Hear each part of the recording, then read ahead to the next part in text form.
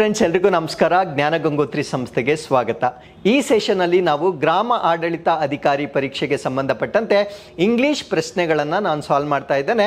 So ಈ English ಪ್ರಶ್ನೆಗಳನ್ನ ನಾನು ಎಲ್ಲಿಂದ ತೆಗೆದುಕೊಂಡಿರ್ತೇನೆ ಅಂದ್ರೆ, ಗ್ರಾಮ ಆಡಳಿತ ಅಧಿಕಾರಿ ಪರೀಕ್ಷೆಯನ್ನ ಕಂಡಕ್ಟ್ ಮಾಡ್ತಾ ಇರ್ತಕ್ಕಂಥ ಕರ್ನಾಟಕ ಎಕ್ಸಾಮಿನೇಷನ್ ಅಥಾರಿಟಿ ಬಹಳ ಇತ್ತೀಚೆಗೆ ಕಮರ್ಷಿಯಲ್ ಟ್ಯಾಕ್ಸಸ್ ಇನ್ಸ್ಪೆಕ್ಟರ್ ಪರೀಕ್ಷೆಯನ್ನ ಕಂಡಕ್ಟ್ ಮಾಡಿರ್ತಾರೆ. ಸೊ ಆ ಪರೀಕ್ಷೆಯ ಪ್ಯಾಟರ್ನ್ ಕೂಡ ಅಂದ್ರೆ ಕಮ್ಯುನಿಕೇಶನ್ ಪೇಪರ್ ಸೇಮ್ ಇರುತ್ತೆ. ಆ ಪರೀಕ್ಷೆಯಲ್ಲಿ ಬಂದಿರತಕ್ಕಂಥ ಸಾಮಾನ್ಯ ಇಂಗ್ಲಿಷ್ನ 35 ಪ್ರಶ್ನೆಗಳನ್ನ ನಾನು ಇಲ್ಲಿ ಸಾಲ್ವ್ ಮಾಡ್ತಾ ಇದ್ದೇನೆ. ಸೊ ಯಾಕೆ ನಮಗೆ ಪ್ರಶ್ನೆ ಪತ್ರಿಕೆಗಳು ಬಹಳ ಇಂಪಾರ್ಟೆಂಟ್ ಆಗುತ್ತೆ ಅಂದ್ರೆ, ನಾವು ಯಾವುದೇ ಒಂದು ಪರೀಕ್ಷೆಯನ್ನ ತಯಾರಿಯನ್ನ ನಡೆಸ್ಕೊಳ್ತಾ ಇದ್ರೆ ನಮ್ಮ ಹತ್ರ 2 ವಸ್ತುಗಳು ಕಡ್ಡಾಯವಾಗಿ ಇರಲೇಬೇಕು. ನಂಬರ್ 1, ನಮ್ಮ ಹತ್ರ ಸಿಲೆಬಸ್ ಕಾಪಿ ಇರಬೇಕು. ನಂಬರ್ 2, ಆ ಪರೀಕ್ಷೆಗೆ ಸಂಬಂಧಪಟ್ಟಂತೆ ಪ್ರೀವಿಯಸ್ ಇಯರ್ಸ್ ಕ್ವೆಶನ್ ಪೇಪರ್ಸ್ ಅನ್ನ ನಾವು ಕಂಪಲ್ಸರಿ ಸಾಲ್ವ್ ಮಾಡಬೇಕಾಗಿರುತ್ತೆ. ಪ್ರೀವಿಯಸ್ ಇಯರ್ಸ್ ಕ್ವೆಶನ್ ಪೇಪರ್ಸ್ ಅನ್ನ ನಾವು ರೋಡ್ ಮ್ಯಾಪ್ ಅಥವಾ ದಾರಿ ದೀಪ ಅಂತ ಹೇಳ್ಬೋದಾಗಿರುತ್ತೆ. ಸೊ ಗ್ರಾಮ ಆಡಳಿತ ಅಧಿಕಾರಿ ಪರೀಕ್ಷೆ ಇದೇ ಮೊಟ್ಟ ಮೊದಲನೇ ಬಾರಿಗೆ ನಡೀತಾ ಇರೋದ್ರಿಂದ ಅದಕ್ಕೆ ಸಂಬಂಧಪಟ್ಟಂತೆ ಯಾವುದೇ PYQs ನಮಗೆ ಸಿಗೋದಿಲ್ಲ. ಆ ಒಂದು ಕಾರಣದಿಂದ ಈ ಎಕ್ಸಾಮ್ ಅನ್ನ ಕಂಡಕ್ಟ್ ಮಾಡ್ತಾ ಇರ್ತಕ್ಕಂಥ ಕರ್ನಾಟಕ ಎಕ್ಸಾಮಿನೇಷನ್ ಅಥಾರಿಟಿ ಮಾಡಿರ್ತಕ್ಕಂಥ ಬೇರೆ ಪರೀಕ್ಷೆಗಳ ಪ್ರಶ್ನೆ ಪತ್ರಿಕೆಗಳನ್ನಾದ್ರೂ ನಾವು ಸಾಲ್ವ್ ಮಾಡಲೇಬೇಕಾಗಿರುತ್ತೆ. ಸೊ ಈ ನಿಟ್ಟಿನಲ್ಲಿ ನಮಗೊಂದು ಗೈಡೆನ್ಸ್ ಅಥವಾ ಒಂದು ಪ್ಯಾಟರ್ನ್ ಹೇಗಿರುತ್ತೆ ಅನ್ನೋದ್ರ ಬಗ್ಗೆ ಪರಿಚಯ ಆಗುತ್ತೆ. ಸೊ ಈ ಕಾರಣದಿಂದ ನಾನು ಹೈದರಾಬಾದ್ ಕರ್ನಾಟಕಕ್ಕೆ ಅಂದ್ರೆ ನಾನ್ HKಗೆ ಸಂಬಂಧಪಟ್ಟಂತೆ ಪ್ರಶ್ನೆ ಪತ್ರಿಕೆಯನ್ನ ನಾನು ಸಂಪೂರ್ಣವಾಗಿ ಇಲ್ಲಿ ಸಾಲ್ವ್ ಮಾಡ್ತಾ ಇದ್ದೇನೆ. ಸೊ ಇದೇ ಪರೀಕ್ಷೆಯ ಹೈದರಾಬಾದ್ ಕರ್ನಾಟಕ ಪರೀಕ್ಷೆಯನ್ನ ಅಥವಾ ಆ ಪ್ರಶ್ನೆ ಪತ್ರಿಕೆಯನ್ನ ನಾನು ಸಾಧನಾ ಅಕಾಡೆಮಿಯಲ್ಲಿ ಸಂಪೂರ್ಣವಾಗಿ ಸಾಲ್ವ್ ಮಾಡಿರ್ತೇನೆ. ಬರೀ ಕೀ ಆನ್ಸರ್ಸ್ ಅನ್ನ ಮಾತ್ರ ಹೇಳಿರೋದಿಲ್ಲ, ಆ ಪ್ರಶ್ನೆಗೆ ಸಂಬಂಧಪಟ್ಟಂತೆ ಸಂಪೂರ್ಣ ಕಾನ್ಸೆಪ್ಟ್ ಅನ್ನ ನಾನು ಎಕ್ಸ್ಪ್ಲೇನ್ ಮಾಡಿರ್ತೇನೆ. ಸೊ ಅದರಿಂದ ಆ ಒಂದು ಕಾನ್ಸೆಪ್ಟ್ ಕ್ಲಾರಿಟಿಯನ್ನ ನೀವು ತೆಗೆದುಕೊಳ್ಬಹುದಾಗಿರುತ್ತೆ. ಮುಂದೆ ಆ ಕಾನ್ಸೆಪ್ಟ್ ಮೇಲೆ ಯಾವುದೇ ಪ್ರಶ್ನೆ ಬಂದರೂ ಕೂಡ ನೀವು ಆನ್ಸರ್ ಮಾಡಬಹುದಾಗಿರುತ್ತೆ. ಸೊ ಈ ಒಂದು ವಿಡಿಯೋದ ಲಿಂಕ್ ಅನ್ನ ನಾನು ಕಮೆಂಟ್ಸ್ ಅಲ್ಲಿ ಪಿನ್ ಮಾಡಿರ್ತೇನೆ, ಅದನ್ನು ಕೂಡ ನೀವು ಸಂಪೂರ್ಣವಾಗಿ ವಾಚ್ ಮಾಡಬಹುದಾಗಿರುತ್ತೆ. ಹಾಗಿದ್ರೆ ಇವತ್ತಿನ ಸೆಷನ್ ಅನ್ನ ನಾವು ಸ್ಟಾರ್ಟ್ ಮಾಡೋಣ. ಸೊ ಸೆಷನ್ ಅನ್ನ ಸ್ಟಾರ್ಟ್ ಮಾಡೋದಕ್ಕಿಂತ ಮುಂಚೆ ಯಾವ ಸಿಲೆಬಸ್ ನಿಂದ ಅವರು ಪ್ರಶ್ನೆಗಳನ್ನ ಕೊಟ್ಟಿದ್ದರು ಅನ್ನೋದನ್ನ ನಾವು ತಿಳ್ಕೊಳ್ಬೇಕಾಗಿರುತ್ತೆ. ಸೊ ಕೊಟ್ಟಿರ್ತಕ್ಕಂಥ 35 ಪ್ರಶ್ನೆಗಳಲ್ಲಿ ಅವರು ಇಡಿಯಮ್ಸ್ ಅಂಡ್ ಫ್ರೇಸಸ್ ಅಂತ ಕರಿತೇವೆ. ಕನ್ನಡದಲ್ಲಿ ನೀವು ಕೇಳಿರ್ತೀರಾ ಗಾದೆ ಮಾತುಗಳು ಮತ್ತು ನುಡಿಗಟ್ಟುಗಳು ಅಂತ ಕೇಳಿರ್ತೀರಾ. ಸೊ ಈ ಒಂದು ನುಡಿಗಟ್ಟುಗಳಿಗೆ ಸಂಬಂಧಪಟ್ಟಂತೆ ಕೆಲವೊಂದು ಪ್ರಶ್ನೆಗಳನ್ನ ಕೊಟ್ಟಿರ್ತಾರೆ. ಪ್ರಶ್ನೆಗಳು ಹೇಗಿದ್ದಾವೆ, ಸೊ ಅದಕ್ಕೆ ಉತ್ತರವನ್ನ ಹೇಗೆ ಪಡೆಯಬಹುದು ಅನ್ನೋದನ್ನ ನಾನು ಮುಂದೆ ಡಿಸ್ಕಸ್ ಮಾಡ್ತಾ ಬರ್ತೇನೆ. ಸೊ ಎರಡನೇದು ಫಿಲ್ ಇನ್ ದ ಬ್ಲಾಂಕ್ಸ್ ಅಂತ ಕರಿತೇವೆ, ಅಂದ್ರೆ ಬಿಟ್ಟ ಸ್ಥಳಗಳನ್ನು ತುಂಬುವುದು. ಸೊ ಇದಕ್ಕೆ ಸಂಬಂಧಪಟ್ಟಂತೆ ಪ್ರಶ್ನೆಗಳನ್ನ ಕೇಳಿರ್ತಾರೆ. ಸೊ ಅದಾದ್ಮೇಲೆ ವೊಕ್ಯಾಬ್ಯುಲರಿ ಅಂದ್ರೆ ಪದ ಸಿರಿಗೆ ಸಂಬಂಧಪಟ್ಟಂತೆ ಆಲ್ಟರ್ನೇಟಿವ್ ವರ್ಡ್ಸ್ ಅಂತ ಕರಿತೇವೆ, ಅಂದ್ರೆ ಪರ್ಯಾಯ ಪದಗಳನ್ನ ನೀವು ಕಂಡುಹಿಡಿಬೇಕಾಗಿರುತ್ತೆ. ಸಿನೋನಿಮ್ಸ್ ಅಂದ್ರೆ ಸಮಾನಾರ್ಥಕ ಪದಗಳು, ಅದಾದ್ಮೇಲೆ ಆಂಟೋನಿಮ್ಸ್ ಅಂದ್ರೆ ವಿರುದ್ಧಾರ್ಥಕ ಪದಗಳನ್ನ ನೀವು ಪತ್ತೆ ಹಚ್ಚಬೇಕಾಗಿರುತ್ತೆ. ಸೊ ಅದಕ್ಕೆ ಸಂಬಂಧಪಟ್ಟಂತೆ ಕೆಲವೊಂದು ಪ್ರಶ್ನೆಗಳನ್ನ ಕೊಟ್ಟಿರ್ತಾರೆ. So next degrees of comparison ಅಂತ ಕರಿತೇವೆ. ಡಿಗ್ರೀಸ್ ಆಫ್ ಕಂಪ್ಯಾರಿಸನ್ ಅಂದ್ರೆ ಸೊ ಪಾರ್ಟ್ಸ್ ಆಫ್ ಸ್ಪೀಚ್ ಅಲ್ಲಿ ನಾವು ಅಬ್ಜೆಕ್ಟಿವ್ಸ್ ಅಂತ ಓದ್ತೇವೆ. ಕನ್ನಡದಲ್ಲಿ ನಿಮಗೆ ಗೊತ್ತಿರುತ್ತೆ ಸೊ ಗುಣ ವಿಶೇಷಣ ಅಂತ ಇರುತ್ತೆ. ಸೊ ಅದನ್ನ ನಾವು ಇಂಗ್ಲಿಷ್ ನಲ್ಲಿ ಅಬ್ಜೆಕ್ಟಿವ್ಸ್ ಅಂತ ಕರಿತೇವೆ. ಸೊ ಇದಕ್ಕೆ ಸಂಬಂಧಪಟ್ಟಂತೆ ಕೆಲವೊಂದು ಪ್ರಶ್ನೆಗಳನ್ನ ಕೊಟ್ಟಿರ್ತಾರೆ. ಅದರ ಸಂಪೂರ್ಣ ಕಾನ್ಸೆಪ್ಟ್ ಅನ್ನ ನಾವು ಮುಂದೆ ಅರ್ಥ ಮಾಡ್ಕೊಳ್ತಾ ಬರೋಣ. ಸೊ ನೆಕ್ಸ್ಟ್ ಬರುತ್ತೆ ಯೂಸ್ ಆಫ್ ಆರ್ಟಿಕಲ್ಸ್ ಅಂತ ಕರಿತೇವೆ. ಸೊ ಇಲ್ಲಿ ಆರ್ಟಿಕಲ್ಸ್ ಅಲ್ಲಿ ನಾವು ಎ, ಆನ್ ಅಂಡ್ ದ ಅಂತ ಬರುತ್ತೆ. ಸೊ ಇದಕ್ಕೆ ಸಂಬಂಧಪಟ್ಟಂತೆ ಸಂಪೂರ್ಣವಾಗಿರ್ತಕ್ಕಂಥ ವಿವರಗಳನ್ನ ನಾವು ಪ್ರಶ್ನೆಗಳೊಂದಿಗೆ ಅನಲೈಸ್ ಮಾಡ್ತಾ ಬರೋಣ. ಸೊ ಅದಾದ್ಮೇಲೆ ಒನ್ ವರ್ಡ್ ಸಬ್ಸ್ಟಿಟ್ಯೂಷನ್ ಅಂತ ಕೊಟ್ಟಿರ್ತಾರೆ, ಅಂದ್ರೆ ಒಂದು ವಿವರಣೆಯನ್ನ ಕೊಟ್ಟಿರ್ತಾರೆ. ಆ ಒಂದು ವಿವರಣೆಗೆ ಸಂಬಂಧಪಟ್ಟಂತೆ ಒಂದು ಪದದ ಉತ್ತರವನ್ನ ನೀವು ಐಡೆಂಟಿಫೈ ಮಾಡಬೇಕಾಗಿರುತ್ತೆ. ಸೊ ಆ ರೀತಿಯ ಪ್ರಶ್ನೆಗಳನ್ನ ನಾವಿಲ್ಲಿ ನೋಡ್ಬೋದಾಗಿರುತ್ತೆ. ನೆಕ್ಸ್ಟ್ ಬರುತ್ತೆ ಪ್ರಿಫಿಕ್ಸ್ ಅಂತ ಬರುತ್ತೆ. ಪ್ರಿಫಿಕ್ಸ್ ಅಂದ್ರೆ ಸೊ ಒಂದು ಪದವನ್ನ ಆಪೋಸಿಟ್ ವರ್ಡ್ ಆಗಿ ಕನ್ವರ್ಟ್ ಮಾಡ್ಲಿಕ್ಕೆ, ಅಂದ್ರೆ ವಿರುದ್ಧ ಪದವಾಗಿ ಕನ್ವರ್ಟ್ ಮಾಡಬೇಕಾಗಿದ್ರೆ ಆ ಪದಕ್ಕೆ ಮುಂಚೆ ಯಾವ ಪದಗಳನ್ನ ನಾವು ಆಡ್ ಮಾಡಿದ್ರೆ ಅದು ಆಪೋಸಿಟ್ ವರ್ಡ್ ಆಗಿ ಕನ್ವರ್ಟ್ ಆಗುತ್ತೆ. ಆ ಕಾನ್ಸೆಪ್ಟ್ ಅನ್ನ ನಾವು ಏನಂತ ಕರಿತೇವೆ ಅಂದ್ರೆ ಪ್ರಿಫಿಕ್ಸ್ ಅಂತ ಕರಿತೇವೆ. ಪ್ರಿ ಅಂದ್ರೆ ಮುಂಚೆ. ಸಫಿಕ್ಸ್ ಅಂತ ಇನ್ನೊಂದು ಕಾನ್ಸೆಪ್ಟ್ ಬರುತ್ತೆ. ಆ ಪದದ ಹಿಂದೆ ಆಡ್ ಮಾಡ್ತಕ್ಕಂಥ ಪದಗಳನ್ನ ನಾವು ಸಫಿಕ್ಸ್ ಅಂತ ಕರಿತೇವೆ. ಬಟ್ ನಿಮಗೆ ಪರೀಕ್ಷೆಯಲ್ಲಿ ಪ್ರಿಫಿಕ್ಸ್ ಗೆ ಸಂಬಂಧಪಟ್ಟಂತೆ ಪ್ರಶ್ನೆಗಳನ್ನ ಕೊಟ್ಟಿರ್ತಾರೆ. ಸೊ ನೆಕ್ಸ್ಟ್ ಬರುತ್ತೆ ಸ್ಪೆಲ್ ಚೆಕ್ ಅಂತ ಬರುತ್ತೆ. ಸ್ಪೆಲ್ ಚೆಕ್ ಅಂದ್ರೆ 4 ಪದಗಳನ್ನ ಕೊಟ್ಟಿರ್ತಾರೆ. 4 ಪದಗಳಲ್ಲಿ ಒಂದಕ್ಕೆ ಮಾತ್ರ ಸ್ಪೆಲ್ಲಿಂಗ್ ಕರೆಕ್ಟ್ ಆಗಿರುತ್ತೆ. ಅದನ್ನ ನೀವು ಐಡೆಂಟಿಫೈ ಮಾಡಬೇಕಾಗಿರುತ್ತೆ. ಇದನ್ನ ಐಡೆಂಟಿಫೈ ಮಾಡಬೇಕಾಗಿದ್ರೆ ನಾವು ಯೂಸ್ ಮಾಡೋ ಕಾನ್ಸೆಪ್ಟ್ ಅನ್ನ ನಾವು ಫೋನೆಟಿಕ್ಸ್ ಅಂತ ಕರಿತೇವೆ. ಫೋನೆಟಿಕ್ಸ್ ಅಂದ್ರೆ ಒಂದು ಪದವನ್ನ ಪ್ರೊನೌನ್ಸಿಯೇಷನ್ ಅಥವಾ ಉಚ್ಚಾರಣೆ ಮಾಡಿದಾಗ ಯಾವ ಶಬ್ದ ಬರುತ್ತೆ ಆ ಶಬ್ದದ ಪ್ರಕಾರ ನಾವು ಸ್ಪೆಲ್ಲಿಂಗ್ ಅನ್ನ ಬರೀತೇವೆ. ಸೊ ಅದನ್ನ ಸ್ಪ್ಲಿಟ್ ಮಾಡಿಕೊಳ್ಳುವುದರ ಮುಖಾಂತರ ನಾವು ಸ್ಪೆಲ್ಲಿಂಗ್ ಅನ್ನ ಐಡೆಂಟಿಫೈ ಮಾಡಬಹುದಾಗಿರುತ್ತೆ. ಸೊ ಈ ಒಂದು ಟ್ರಿಕ್ಸ್ ಅನ್ನ ಕೂಡ ನಾವು ಈ ವಿಡಿಯೋದಲ್ಲಿ ನಾವು ಡಿಸ್ಕಸ್ ಮಾಡ್ತಾ ಬರ್ತೇವೆ. ಸೊ ಕೊನೆಯದಾಗಿ ರೀಡಿಂಗ್ ಕಾಂಪ್ರಹೆನ್ಷನ್ ಅಥವಾ ಗದ್ಯ ಭಾಗವನ್ನ ಓದಿ ಅದಕ್ಕೆ ಸಂಬಂಧಪಟ್ಟಿರ್ತಕ್ಕಂಥ ಪ್ರಶ್ನೆಗಳನ್ನ ನಾವು ಸಾಲ್ವ್ ಮಾಡಬೇಕಾಗಿರುತ್ತೆ. ಸೊ ಇಷ್ಟು ಏರಿಯಾಸ್ ಗಳಿಂದ ಅವರು ಪ್ರಶ್ನೆಗಳನ್ನ ತೆಗೆದುಕೊಂಡಿರ್ತಾರೆ. As I told you before, non HK ಪ್ರಶ್ನೆ ಪತ್ರಿಕೆಯನ್ನು ಪತ್ರಿಕೆಯನ್ನು ಕೂಡ ನಾನು ಮುಂಚೆನೆ HK ಪ್ರಶ್ನೆ ಪತ್ರಿಕೆಯನ್ನು ಕೂಡ ನಾನು ಆಲ್ರೆಡಿ ಸಾಲ್ವ್ ಮಾಡಿದ್ದೇನೆ. ಸೊ ಅಲ್ಲೂ ಕೂಡ ಕಾಮನ್ ಟಾಪಿಕ್ಸ್ ಕೂಡ ಇದಾವೆ, ಕೆಲವೊಂದು ಟಾಪಿಕ್ಸ್ ಅಲ್ಲಿ ವಿಶೇಷವಾಗಿ ಅಥವಾ ಬೇರೆ ಟಾಪಿಕ್ಸ್ ಕೂಡ ಇರುತ್ತೆ. ಫಾರ್ ಎಕ್ಸಾಂಪಲ್ ಡೈರೆಕ್ಟ್ ಸ್ಪೀಚ್ ಆಗಿರ್ಬೋದು, ಇಂಡೈರೆಕ್ಟ್ ಸ್ಪೀಚ್ ಆಗಿರ್ಬೋದು, ಈ ರೀತಿಯ ಪ್ರಶ್ನೆಗಳನ್ನು ಕೂಡ ಅಲ್ಲಿ ಕೇಳಿರ್ತಾರೆ. ಸೊ ಅಲ್ಲಿ ಆ ಪ್ರಶ್ನೆಗಳಿಗೆ ಸಂಬಂಧಪಟ್ಟಂತೆ ಸಂಪೂರ್ಣವಾದ ವಿವರವನ್ನ ಕೊಟ್ಟಿರ್ತಾನೆ. ಸೊ ಆ ಒಂದು ವಿಡಿಯೋನ ವಾಚ್ ಮಾಡುವುದರ ಮುಖಾಂತರ ನೀವು ಕೆಲವೊಂದು ಹೊಸ ಕಾನ್ಸೆಪ್ಟ್ಸ್ ಅನ್ನ ಇಲ್ಲಿ ಏನು ನಾನು ಎಕ್ಸ್ಪ್ಲೇನ್ ಮಾಡಿರೋದಿಲ್ಲ, ಸೊ ಅವುಗಳನ್ನ ಅಲ್ಲಿ ನೀವು ಕಲಿಬಹುದಾಗಿರುತ್ತೆ. ಸೊ ಅದ್ರ ಜೊತೆಗೆ ಜ್ಞಾನಗಂಗೋತ್ರಿ ಸಂಸ್ಥೆ ವತಿಯಿಂದ 5ನೇ ತಾರೀಕಿನಿಂದ ಈ ಒಂದು ಗ್ರಾಮ ಆಡಳಿತ ಅಧಿಕಾರಿಗೆ ಸಂಬಂಧಪಟ್ಟಂತೆ ತರಗತಿಗಳನ್ನು ಲಾಂಚ್ ಮಾಡ್ತಾ ಇದ್ದಾವೆ. ಸೊ ಇದಕ್ಕೆ ಸಂಬಂಧಪಟ್ಟಂತೆ ಹೆಚ್ಚಿನ ಮಾಹಿತಿಗಾಗಿ ಇಲ್ಲಿ ಕಾಣ್ತಾ ಇರ್ತಕ್ಕಂಥ ಸಂಖ್ಯೆಗಳಿಗೆ ನೀವು ಕರೆ ಮಾಡಬಹುದಾಗಿರುತ್ತೆ. ಹಾಗಿದ್ರೆ ಸೊ ಇವತ್ತಿನ ಮೊದಲನೇ ಕಾನ್ಸೆಪ್ಟ್ ನಾನು ಇಡಿಯಮ್ಸ್ ಅಂಡ್ ಫ್ರೇಸಸ್ ಇಂದ ತೆಗೆದುಕೊಂಡಿದ್ದೇನೆ. ಸೊ ಇದಕ್ಕೆ ಕನ್ನಡದಲ್ಲಿ ಒಂದು ಎಕ್ಸಾಂಪಲ್ ಕೊಟ್ಟಿದ್ದೇನೆ, ಕೈ ಕೆಸರಾದರೆ ಬಾಯಿ ಮೊಸರು. ಸೊ ಇದರ ಅರ್ಥ ಏನು ಅಂದ್ರೆ ಕಷ್ಟಪಟ್ಟು ದುಡಿದರೆ ಫಲ ಖಂಡಿತ ಅಂತಕ್ಕಂಥದ್ದು ಇದರ ಅರ್ಥವಾಗಿರುತ್ತೆ. ಅಂದ್ರೆ ನಾವು ನೇರವಾಗಿ ಒಂದು ವಿಷಯವನ್ನ ಹೇಳೋ ಬದಲು ಸೊ ಅದನ್ನ ಗಾದೆ ರೂಪದಲ್ಲಿ ನಾವು ಹೇಳ್ಬೋದಾಗಿರುತ್ತೆ. ಸೊ ಆ ಒಂದು ಗಾದೆ ರೂಪದ ಒಂದು ಫ್ರೇಸ್ ಏನಿರುತ್ತೆ ಅಥವಾ ಒಂದು ಸ್ಟ್ರಕ್ಚರ್ ಏನಿರುತ್ತೆ ಅದರ ನಿಜವಾದ ಅರ್ಥವನ್ನ ನಾವು ಕಂಡುಹಿಡಿಬೇಕಾಗಿರುತ್ತೆ. ಸೊ ಇದೇ ರೀತಿಯ ಕಾನ್ಸೆಪ್ಟ್ ಅನ್ನ ನಾವು ಇಂಗ್ಲಿಷ್ ನಲ್ಲೂ ಕೂಡ ನೋಡಬಹುದಾಗಿರುತ್ತೆ. ಸೊ ಇಲ್ಲಿ ಒಂದು ಕಾಮನ್ ಸೆನ್ಸ್ ಅನ್ನ ನಾವು ನೆನ್ಪಿಟ್ಕೊಳ್ಳೋದಾದ್ರೆ ಸೊ ಯಾವುದೇ ಒಂದು ಗಾದೆ ಮಾತೇನಿರುತ್ತೆ ಅದನ್ನ ಇಂಡೈರೆಕ್ಟ್ ವೇ ಆಫ್ ಟೆಲ್ಲಿಂಗ್ ಅಂತ ಕರೀತೇವೆ. ಅಂದ್ರೆ ನೇರವಾಗಿ ಹೇಳೋ ಬದಲು ಇಂಡೈರೆಕ್ಟ್ ಆಗಿ ಹೇಳ್ತಕ್ಕಂಥದನ್ನ ನಾವು ಗಾದೆ ಮಾತುಗಳು ಅಂತ ಕರಿತೇವೆ. ಅಂದ್ರೆ ಸೊ ನಿಮ್ಮ ಆನ್ಸರ್ ಎಲ್ಲಿ ಡೈರೆಕ್ಟ್ ಮೀನಿಂಗ್ ಅನ್ನ ಕೊಟ್ಟಿರ್ತಾರೆ ಅದು ಕಂಪಲ್ಸರಿ ರಾಂಗ್ ಆನ್ಸರ್ ಆಗಿರುತ್ತೆ. ಸೊ ಎಲ್ಲಿ ಇಂಡೈರೆಕ್ಟ್ ಮೀನಿಂಗ್ ಕೊಟ್ಟಿರ್ತಾರೆ ಅದು ಮಾತ್ರ ನಿಮ್ಮ ಆನ್ಸರ್ ಆಗಿರ್ಲಿಕ್ಕೆ ಸಾಧ್ಯವಾಗುತ್ತೆ. ಸೊ ಈ ಒಂದು ಕಾನ್ಸೆಪ್ಟ್ ಅನ್ನ ನೆನ್ಪಿಟ್ಕೊಂಡ್ರೆ ಸೊ ಅಟ್ಲೀಸ್ಟ್ 2 ಅಥವಾ 3 ಆಪ್ಷನ್ಸ್ ಅನ್ನ ನೀವು ಸ್ಟ್ರೇಟ್ ಅವೇ ಎಲಿಮಿನೇಟ್ ಮಾಡಬಹುದಾಗಿರುತ್ತೆ. ಹಾಗಿದ್ರೆ ಮೊದಲನೇ ಪ್ರಶ್ನೆಗೆ ಹೋಗೋಣ. Today he asked me to marry him out of the blue ಅಂತ ಕೊಟ್ಟಿದ್ದಾರೆ. ಅಲ್ಲಿಗೆ so out of the blue ಅನ್ನೋದಕ್ಕೆ ನಾನು ಅರ್ಥವನ್ನ ಕಂಡುಹಿಡಿಬೇಕಾಗಿರುತ್ತೆ.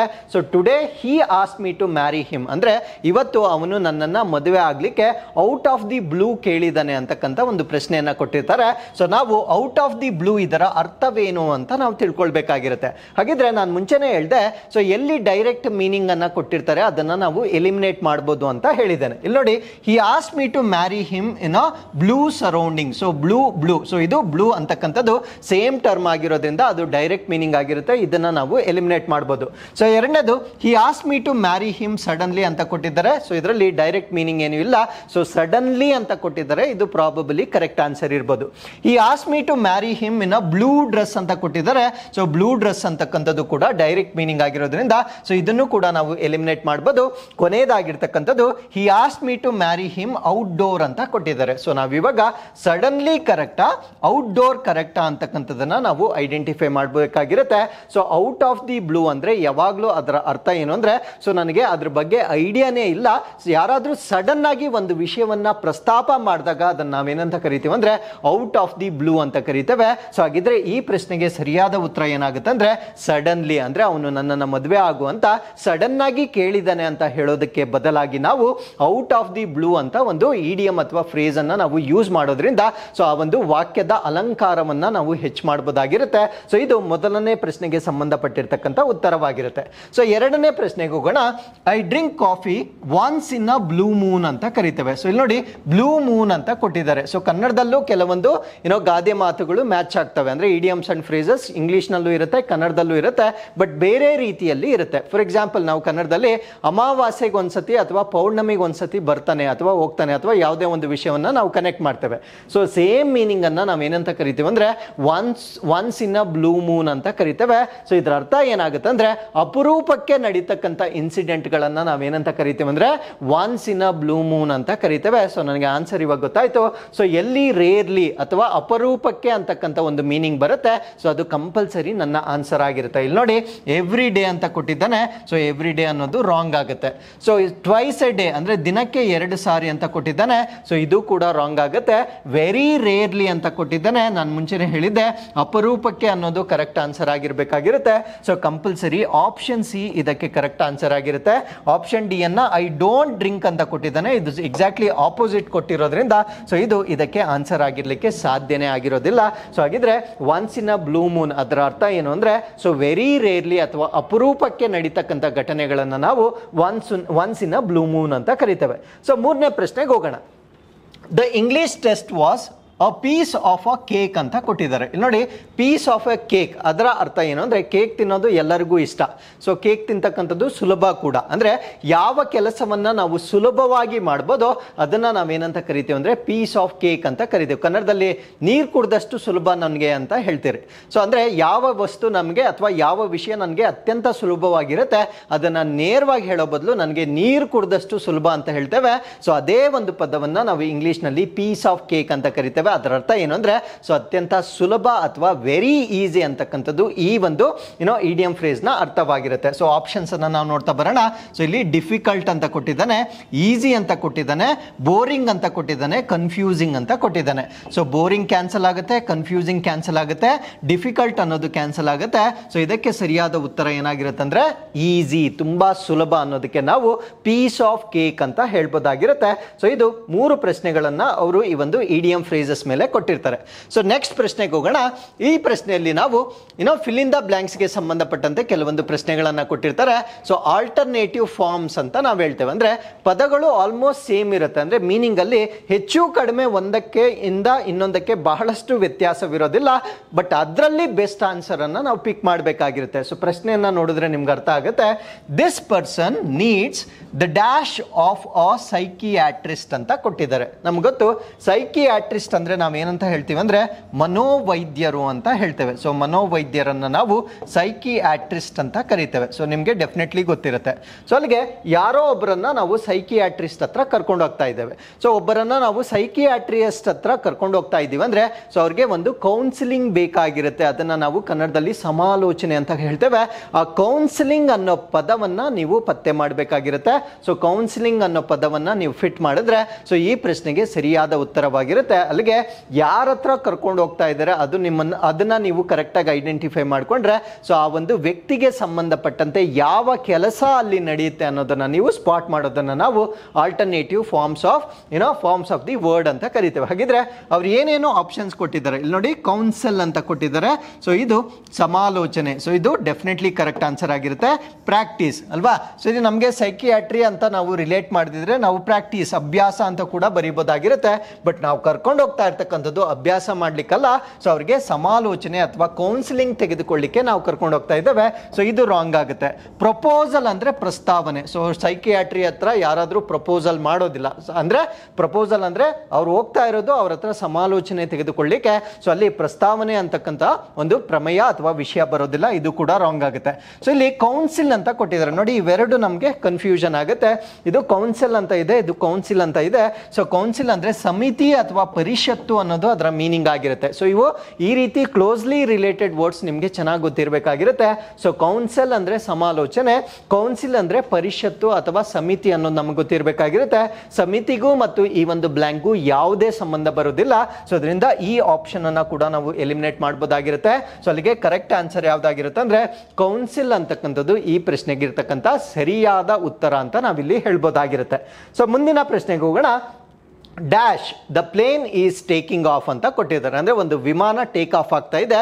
ಸೊ ಅದನ್ನ ನೋಡು ಅಂತಕ್ಕಂಥ ಒಂದು ಪದವನ್ನ ನಾವಿಲ್ಲಿ ಫಿಲ್ ಮಾಡಬೇಕಾಗಿರುತ್ತೆ. ಬಟ್ ಕೊಟ್ಟಿರ್ತಕ್ಕಂಥ ಆಪ್ಷನ್ಸ್ ಹೇಗಿರುತ್ತೆ ಅಂದ್ರೆ ಸೊ ಎಲ್ಲ ಆಪ್ಷನ್ ನನಗೆ ಕನ್ಫ್ಯೂಷನ್ ಆಗೋ ತರ ಆಪ್ಷನ್ಸ್ ಅನ್ನೇ ಕೊಟ್ಟಿರ್ತಾರೆ. ಫಾರ್ ಎಕ್ಸಾಂಪಲ್ ಇಲ್ಲಿ ನೋಡಿ, ವಾಚ್ ಅಂತ ಕೊಟ್ಟಿದ್ದಾರೆ, ಲುಕ್ ಅಂತ ಕೊಟ್ಟಿದ್ದಾರೆ, ವೀವ್ ಅಂತ ಕೊಟ್ಟಿದ್ದಾರೆ, ಗ್ಲಾನ್ಸ್ ಅಂತ ಕೊಟ್ಟಿದ್ದಾರೆ. ಸೊ ನನಗೆ ಇವಾಗ ವಾಚ್ ಅಂತ ಬರೆದು ಸರಿಯಾಗಿ ಕಾಣಿಸ್ತಾ ಇದೆ, ಲುಕ್ ಅಂತ ಬರೆದು ಸರಿಯಾಗಿ ಕಾಣಿಸ್ತಾ ಇದೆ. ಸೊ ಇದಕ್ಕೆ ಸರಿಯಾದ ಉತ್ತರವನ್ನ ನಾವು ಹೇಳಬೇಕಾಗಿದ್ರೆ ಸೊ ಈ ಪದಗಳ ನಡುವೆ ಇರತಕ್ಕಂತ ಚಿಕ್ಕ ಚಿಕ್ಕ ವ್ಯತ್ಯಾಸಗಳು ನಮಗೆ ಗೊತ್ತಿರಬೇಕು. ಹಾಗಿದ್ರೆ ಈ ಒಂದು ಪದಗಳ ನಡುವೆ ಇರತಕ್ಕಂತ ಚಿಕ್ಕ ಚಿಕ್ಕ ವ್ಯತ್ಯಾಸಗಳನ್ನ ನಾವು ನೋಡೋದಾದ್ರೆ ಸೊ ಎಲ್ಲಾದ್ರೂ ನಾವು ವಾಚ್ ಅಂತ ಯೂಸ್ ಮಾಡಿದ್ರೆ ಸೊ ಆ ಒಂದು ಪದದ ಅರ್ಥವೇನಾಗಿರುತ್ತೆ ಅಂದ್ರೆ ಅಬ್ಸರ್ವೇಷನ್ ಅಂತ ಆಗುತ್ತೆ. ಅಂದ್ರೆ ನಾವು ಬರೀ ಮನಸ್ಸಿಟ್ಟು ನೋಡೋದನ್ನ ನಾವೇನಂತ ಕರಿತೇವೆ ಅಂದ್ರೆ ವಾಚ್ ಅಂತ ಕರಿತೇವೆ. For example, I am watching a movie ಅಂತ ಹೇಳ್ತೇವೆ, I am looking a movie ಅಂತ ಹೇಳಲ್ಲ. I am watching cricket match ಅಂತ ಹೇಳ್ತೇವೆ. ಬಿಕಾಸ್ ನಾವು ಮನಸ್ಸಿಟ್ಟು ನೋಡೋದನ್ನ ನಾವೇನಂತ ಹೇಳ್ತೀವಿ ಅಂದ್ರೆ ವಾಚ್ ಅಂತ ಹೇಳ್ತೇವೆ. ಲುಕ್ ಅಂದ್ರೆ ಏನು? ಲುಕ್ ಅಂದ್ರೆ so for example, you want to change the direction of your view. ಅಂದ್ರೆ ನಾನು ಎಲ್ಲೋ ನೋಡ್ತಾ ಇದ್ದೀನಿ, ಸೊ ನನ್ನ ದಿಕ್ಕನ್ನ ಬದಲಿಸಬೇಕು. ಅವಾಗ ನಾವು ಏನು ಯೂಸ್ ಮಾಡ್ತೀವಿ ಅಂದ್ರೆ ಲುಕ್ ಅಂತ ಯೂಸ್ ಮಾಡ್ತೇವೆ. ಫಾರ್ ಎಕ್ಸಾಂಪಲ್, ಇವಾಗ ಸ್ಟೂಡೆಂಟ್ಸ್ ಕಾನ್ಸಂಟ್ರೇಟ್ ಮಾಡ್ತಾ ಇಲ್ಲ ಅಂದ್ರೆ ಕ್ಲಾಸಲ್ಲಿ ಲುಕ್ ಹಿಯರ್ ಅಂತ ಹೇಳ್ತೇವೆ. ಅಂದ್ರೆ ಯಾರಾದ್ರೂ ತಲೆ ಬಗ್ಸ್ಕೊಂಡು ಕುತ್ಕೊಂಡಿರ್ತಾರೆ, ವಾಚ್ ಹಿಯರ್ ಅಂತ ಹೇಳೋದಿಲ್ಲ ನಾವು. ಅವರ ದಿಕ್ಕನ್ನ ಬದಲಿಸಲಿಕ್ಕೆ ಏನ್ ಹೇಳ್ತೀವಿ ಅಂದ್ರೆ ಲುಕ್ ಹಿಯರ್ ಅಂತ ಹೇಳ್ತೇವೆ. ಸೊ ಅದು ಡೈರೆಕ್ಷನ್ ಅನ್ನ ಚೇಂಜ್ ಮಾಡ್ತಕ್ಕಂಥ ಒಂದು ಪದವನ್ನ ನಾವು ಲುಕ್ ಅಂತ ಕರಿತೇವೆ. ಸೊ ನೆಕ್ಸ್ಟ್ ಅನ್ನೋದು ಏನೋ ವೀವ್ ಅಂತ ಕೊಟ್ಟಿದ್ದಾರೆ. ವೀವ್ ಅಂತಕ್ಕಂಥದ್ದು ಒಂದು ದೃಷ್ಟಿಕೋನ ಅಂತ ಹೇಳ್ತೇವೆ. ಸೊ ದೃಷ್ಟಿಕೋನಕ್ಕೂ ಇದಕ್ಕೂ ಸಂಬಂಧ ಬರೋದಿಲ್ಲ. View the plane is taking off ಅಂತಕ್ಕಂಥದ್ದು ಬರೋದಿಲ್ಲ. ಸೊ ವೀವ್ ಅಂತಕ್ಕಂಥದ್ದು ಇದನ್ನ ಈಸಿಯಾಗಿ ನೀವು ಎಲಿಮಿನೇಟ್ ಮಾಡ್ಬೋದಾಗಿರುತ್ತೆ. ಸೊ ಗ್ಲಾನ್ಸ್ ಅಂದ್ರೆ ಫಾರ್ ಎಕ್ಸಾಂಪಲ್ ನೀವು ಎಕ್ಸಾಮ್ಗೆ ಇನ್ನೊಂದು 1 hour ಇದೆ. ಸೊ ನಿಮ್ಮ ನೋಟ್ಸನ್ನು ಕ್ವಿಕ್ಕಾಗಿ ನೀವು ಗ್ಲಾನ್ಸ್ ಮಾಡಬೇಕಂದ್ರೆ ಮನಸ್ಸಿಟ್ಟು ನಾವು ಓದೋದಿಲ್ಲ. ಸೊ ಅದರಲ್ಲಿರ್ತಕ್ಕಂಥ ಪ್ರಮುಖವಾದ ಪಾಯಿಂಟ್ಸನ್ನು ಸರ್ಫೇಸ್ ಲೆವೆಲಲ್ಲಿ ನಾವು ಅಧ್ಯಯನ ಮಾಡಿದ್ರೆ ಅದನ್ನು ನಾವು ಗ್ಲಾನ್ಸ್ ಅಂತ ಕರಿತೇವೆ. ಬಟ್ ಟೇಕಿಂಗ್ ಆಫನ್ನು ನಾವು ಗ್ಲಾನ್ಸ್ ಮಾಡೋದಿಲ್ಲ. ಸೊ ಅದನ್ನು ನಾವು ಮನಸ್ಸಿಟ್ಟು ಅಥವಾ ಅಬ್ಸರ್ವ್ ಮಾಡ್ತೇವೆ. ಸೊ ಆ ಒಂದು ಕಾರಣದಿಂದ ಈ ಪ್ರಶ್ನೆಗೆ ಸರಿಯಾದ ಉತ್ತರ ಏನಾಗುತ್ತೆ ಅಂದರೆ ವಾಚ್ ಅನ್ನೋದು ಸರಿಯಾದ ಉತ್ತರವಾಗಿರುತ್ತೆ. ಅಲ್ಲಿಗೆ ಎಲ್ಲಿ ನಾವು ಮನಸ್ಸಿಟ್ಟು ಒಂದು ವಸ್ತುವನ್ನು ಗಮನಿಸ್ತೇವೆ ಸೊ ಅಲ್ಲಿ ಬಳಸಬೇಕಾಗಿರ್ತಕ್ಕಂಥ ಪದವನ್ನು ನಾವು ವಾಚ್ ಅಂತ ಕರೀತೇವೆ. ಸೊ ಇದು ವಾಚ್ ಮತ್ತೆ ಲುಕ್ ಇವೆರಡರ ನಡುವೆ ನಿಮಗೆ ಕನ್ಫ್ಯೂಷನ್ ಆಗುತ್ತೆ. ಸೊ ವೀವ್ ಅನ್ನು ಕೂಡ ನೀವು ಎಲಿಮಿನೇಟ್ ಮಾಡಬಹುದು, ಗ್ಲಾನ್ಸ್ ಅನ್ನ ಕೂಡ ನೀವು ಎಲಿಮಿನೇಟ್ ಮಾಡಬಹುದು. ಸೊ ಇವೆರಡರ ನಡುವೆ ಇರತಕ್ಕಂಥ ವ್ಯತ್ಯಾಸಗಳನ್ನ ನಿಮಗೆ ಗೊತ್ತಿದ್ರೆ ಸೊ ಡೆಫಿನೆಟ್ಲಿ ಈ ಪ್ರಶ್ನೆಗೆ ನೀವು ಮಾರ್ಕ್ಸ್ ಅನ್ನ ಗಳಿಸಬಹುದಾಗಿರುತ್ತೆ. As I told you before, look ಅನ್ನೋದನ್ನ ನಾವು ಪರ್ಟಿಕ್ಯುಲರ್ ಡೈರೆಕ್ಷನ್ಗೆ ಯೂಸ್ ಮಾಡ್ತೇವೆ. ವಾಚ್ ಅನ್ನೋದನ್ನ ಟು ಪೇ ಅಟೆನ್ಷನ್ ಅಂದ್ರೆ ಗಮನವನ್ನ ನೀಡಲಿಕ್ಕೆ ಬಳಸ್ತಕ್ಕಂಥ ಪದವನ್ನ ನಾವು ವಾಚ್ ಅಂತ ಕರಿತೇವೆ. ಸೊ ಮುಂದಿನ ಪ್ರಶ್ನೆಗೆ ಹೋಗೋಣ. His political dash was extraordinary. So ಇದನ್ನು ನೀವು ಗಮನಿಸಬೇಕು. ಎಕ್ಸ್ಟ್ರಾರ್ಡಿನರಿ ಅಂದರೆ ತುಂಬ ಚೆನ್ನಾಗಿದೆ ಅಂದರೆ ಅವರೊಬ್ಬರು ಪೊಲಿಟಿಷಿಯನ್ ಆಗಿದ್ದಾರೆ. ಸೊ ಅವರ ರಾಜಕೀಯ ದೃಷ್ಟಿ ಬಹಳ ಚೆನ್ನಾಗಿದೆ ಅಂತಕ್ಕಂಥ ಅಂದರೆ ಅವರು ಹೊಗಳ್ತಾ ಇದ್ದಾರೆ ಅಂದರೆ ಸೊ ಅವರ ದೃಷ್ಟಿಕೋನ ಚೆನ್ನಾಗಿದೆ ಅಂತಕ್ಕಂಥ ಮೀನಿಂಗ್ ಇಲ್ಲಿ ಬರಬೇಕಾಗಿರುತ್ತೆ. ಸೊ ಅಲ್ಲಿಗೆ ಆಪ್ಷನ್ಸನ್ನು ನಾವು ನೋಡ್ತಾ ಬರೋಣ. ಐ ಸೈಟ್ ಅಂತ ಕೊಟ್ಟಿದ್ದಾರೆ. ಸೊ ಇದು ಅದರ ಅರ್ಥ ದೃಷ್ಟಿ ಅಂತ ಬರುತ್ತೆ.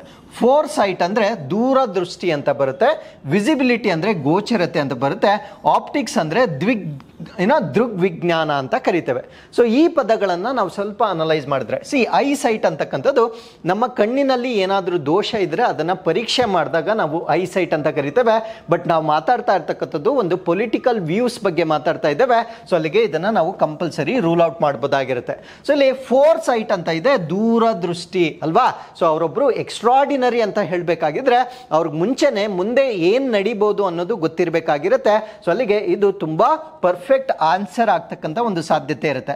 ಸೊ ನೆಕ್ಸ್ಟ್ ವಿಸಿಬಿಲಿಟಿ, ಗೋಚರತೆ ಅಂದ್ರೆ is it visible or not visible ಅಂತ ನಾವು ಕೇಳ್ತೀವಿ ಯಾರಿಗಾದ್ರೂ. ಇದು ಯಾವುದಾದ್ರೂ ಒಂದು ಪೇಪರ್ ಕೊಟ್ಟಾಗ ಆ ಅಕ್ಷರಗಳು ಸರಿಯಾಗಿ ಪ್ರಿಂಟ್ ಆಗಿಲ್ದಿದ್ರೆ ಸೊ ಇದು ಕಾಣಿಸ್ತಾ ಇದೆಯಾ ಕಾಣಿಸ್ತಾ ಇಲ್ವಾ, ಆ ವಿಸಿಬಿಲಿಟಿ ಅಂದ್ರೆ ರಸ್ತೆಯಲ್ಲಿ ನಾವು ಹೋಗುವಾಗ ಅಥವಾ ಡ್ರೈವ್ ಮಾಡುವಾಗ ಫಾಗ್ ಇರುತ್ತೆ.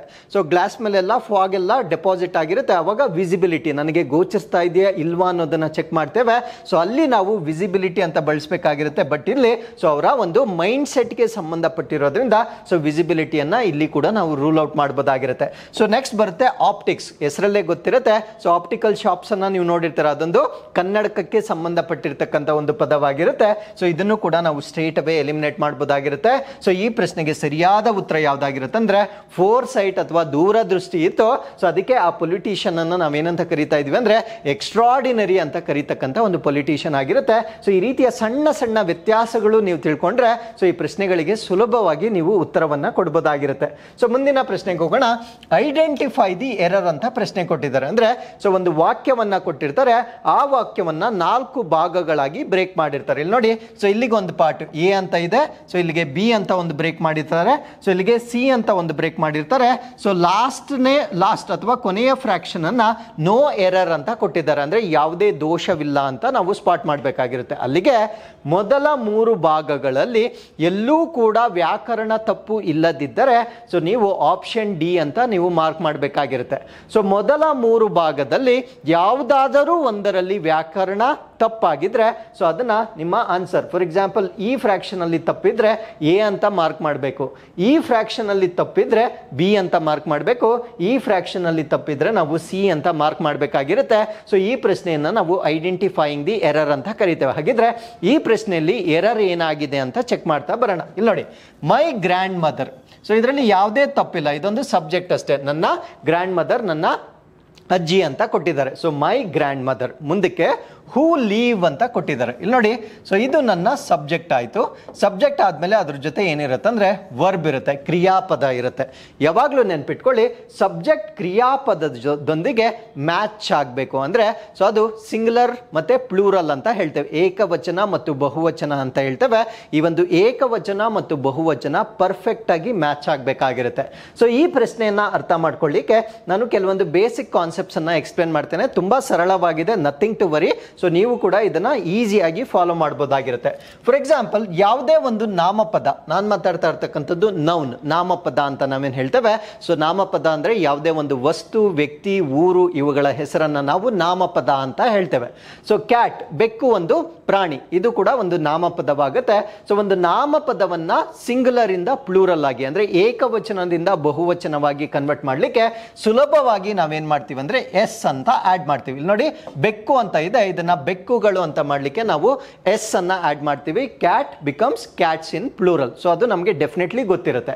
ಸೊ ಬಟ್ ಕ್ರಿಯಾಪದವನ್ನ ನಾವು ಸಿಂಗುಲರ್ ಮತ್ತೆ ಪ್ಲೂರಲ್ ಮಾಡ್ಲಿಕ್ಕೆ ರಿವರ್ಸ್ ಲಾಜಿಕ್ ಅನ್ನ ಯೂಸ್ ಮಾಡಬೇಕಾಗಿರುತ್ತೆ. ಏನ್ ರಿವರ್ಸ್ ಲಾಜಿಕ್ ಅಂದ್ರೆ, ಯಾವ ಪದದಲ್ಲಿ ಎಸ್ ಇರುತ್ತೆ, ನಾನು ಮಾತಾಡ್ತಾ ಇರ್ತಕ್ಕಂಥದ್ದು ಯಾವುದು ಕ್ರಿಯಾಪದ, ಇದು ಗಮನ ಇರಲಿ. ಸೊ ಕ್ರಿಯಾಪದದಲ್ಲಿ ಯಾವ ಪದದಲ್ಲಿ ಎಸ್ ಇರುತ್ತೆ ಅದು ಏಕವಚನವಾಗುತ್ತೆ, ಯಾವ ಪದದಲ್ಲಿ ಎಸ್ ಇರೋದಿಲ್ವೋ ಅದು ಬಹುವಚನವಾಗುತ್ತೆ. ಇದೊಂದು ಕಾನ್ಸೆಪ್ಟ್ ಅನ್ನ ನೆನ್ಪಿಟ್ಕೊಂಡ್ರೆ ಸೊ 2-3 ಪ್ರಶ್ನೆಗಳನ್ನ ನೀವು ಪರೀಕ್ಷೆಯಲ್ಲಿ ಸರಿಯಾಗಿ ಆನ್ಸರ್ ಮಾಡಬಹುದಾಗಿರುತ್ತೆ. ಯಾಕಂದ್ರೆ ನೀವು ಒಂದು ಪ್ಯಾಟರ್ನ್ ಅನ್ನ ಗಮನಿಸಿದ್ರೆ, ಸೊ ಈ ಸಿಂಗುಲರ್ ಪ್ಲೂರಲ್ಗೆ ಸಂಬಂಧಪಟ್ಟಂತೆ 2-3 ಪ್ರಶ್ನೆಗಳನ್ನ ಆಲ್ಮೋಸ್ಟ್ ಎಲ್ಲಾ ಪರೀಕ್ಷೆಗಳಲ್ಲಿ ಕೊಟ್ಟಿರ್ತಾರೆ. ಸೊ ಇದು ಬಹಳ ಸಿಂಪಲ್ ಆಗಿರುತ್ತೆ. ಆ ಲಾಜಿಕ್ ಅನ್ನ ನೀವು ಸರಿಯಾಗಿ ನಿಮ್ಮ ಮೈಂಡ್ ಅಲ್ಲಿ ರಿಜಿಸ್ಟರ್ ಮಾಡ್ಕೊಳ್ಬೇಕಾಗಿರುತ್ತೆ. So once again I repeat, ಕ್ರಿಯಾಪದ ಬಂದಾಗ ಯಾವ ಅಕ್ಷರದಲ್ಲಿ, ಇಲ್ಲಿ ನೋಡಿ ವಾಕ್ಸ್ ಅಂತ ಇದೆ, ವಾಕ್ಸ್ ಅಂದ್ರೆ ನಡಿಗೆ ಮಾಡ್ತಕ್ಕಂಥದ್ದು. ಸೊ ಎಸ್ ಇದ್ರೆ ಅದು ಏಕವಚನವಾಗುತ್ತೆ. ವಾಕ್, ನಡಿಗೆ ಅಂತಕ್ಕಂಥದ್ದು ಬಹುವಚನವಾಗಿರುತ್ತೆ, ಅದು ಕ್ರಿಯಾಪದವಾಗಿದ್ದಾಗ. ಸೊ ಇದು ನಿಮ್ಗೆ ಗೊತ್ತಿರಬೇಕಾಗಿರುತ್ತೆ. ಆಮೇಲೆ ಇಂಗ್ಲಿಷ್ ನಲ್ಲಿ ರೂಲ್ ಏನು ಅಂದ್ರೆ, ಸಿಂಗುಲರ್ ಸಬ್ಜೆಕ್ಟ್ ಇದ್ದಾಗ ಕ್ರಿಯಾಪದ ಕೂಡ ಏನಾಗಿರ್ಬೇಕಂದ್ರೆ ಸಿಂಗುಲರ್ ಆಗಿರ್ಬೇಕು. ಕನ್ನಡದಲ್ಲೂ ಕೂಡ ಇದೆ. ಸೊ ಏಕವಚನದ ಸಬ್ಜೆಕ್ಟ್ ಇದ್ದಾಗ ಸೊ ಕ್ರಿಯಾಪದ ಕೂಡ ಏಕವಚನ ಕೂಡ ಆಗಿರ್ಬೇಕು. ಫಾರ್ ಎಕ್ಸಾಂಪಲ್, ನಾನು ಬಂದೆ ಅಂತ ಹೇಳ್ತೇವೆ ಅಲ್ವಾ. ಸೊ ಅವರು ಬಂದರು ಅಂತ ಹೇಳ್ತೇವೆ, ಯಾಕಂದ್ರೆ ನಾನು ಅನ್ನೋದು ಏಕವಚನವಾಗಿರೋದ್ರಿಂದ ಬಂದೆ ಅಂತ ಹೇಳ್ತೇವೆ, ಅದು ಕೂಡ ಏಕವಚನದ ಕ್ರಿಯಾಪದವಾಗಿರುತ್ತೆ. ಅವರು ಅಂದ್ರೆ ಬಹುವಚನವಾಗಿರೋದ್ರಿಂದ ಅವರು ಬಂದೆ ಅಂತ ಹೇಳೋದಿಲ್ಲ, ಅವರು ಬಂದರು ಅಂತ ಹೇಳ್ತೇವೆ. ಯಾಕಂದ್ರೆ ಸೊ ಪ್ಲೂರಲ್ ಸಬ್ಜೆಕ್ಟ್ ಬಂದಾಗ ಕ್ರಿಯಾಪದ ಕೂಡ ಪ್ಲೂರಲ್ ಆಗಿರ್ಬೇಕಾಗಿರ್ತದೆ. ಸೊ ಇಂಗ್ಲಿಷ್ ನಲ್ಲೂ ಕೂಡ ಸೇಮ್ ಕಾನ್ಸೆಪ್ಟ್ ಅನ್ನೇ ನಾವು ಯೂಸ್ ಮಾಡ್ತೇವೆ, ಏನು ವ್ಯತ್ಯಾಸ ಇರೋದಿಲ್ಲ. ಸೊ ಕ್ಯಾಟ್ ಸಿಂಗುಲರ್ ಆಗಿರೋದ್ರಿಂದ ಅದ್ರ ಜೊತೆ ನಾನು ಕ್ರಿಯಾಪದವನ್ನ ಬರೆಯುವಾಗ ಕ್ಯಾಟ್ ವಾಕ್ಸ್ ಅಂತ ಬರಿಬೇಕು, ಕ್ಯಾಟ್ ವಾಕ್ ಅಂತ ಹೇಳ್ಬಾರ್ದಾಗಿರುತ್ತೆ. ಸೊ ಕ್ಯಾಟ್ ವಾಕ್ಸ್ ಅಂದ್ರೆ ಬೆಕ್ಕು ನಡೆಯುತ್ತದೆ ಅಂತ ಹೇಳ್ಬೇಕಾಗಿರುತ್ತೆ. ಸೊ ಅದೇ ಕ್ಯಾಟ್ಸ್ ಅಂತ ನಾನು ಬರ್ದಾಗ, ಬೆಕ್ಕುಗಳು ಅಂತ ಬರ್ದಾಗ ಅದರ ಪಕ್ಕದಲ್ಲಿ ಯೂಸ್ ಮಾಡ್ತಕ್ಕಂಥ ಕ್ರಿಯಾಪದವನ್ನ ನಾವು ವಾಕ್ ಅಂತ ಬರಿಬೇಕಾಗಿರುತ್ತೆ. ಕಾರಣ ಏನಂದ್ರೆ, ಸೊ ಬಹುವಚನದ ನಾಮಪದ ಬಹುವಚನದ ಕ್ರಿಯಾಪದದೊಂದಿಗೆ ಮ್ಯಾಚ್ ಆಗಬೇಕಾಗಿರುತ್ತೆ.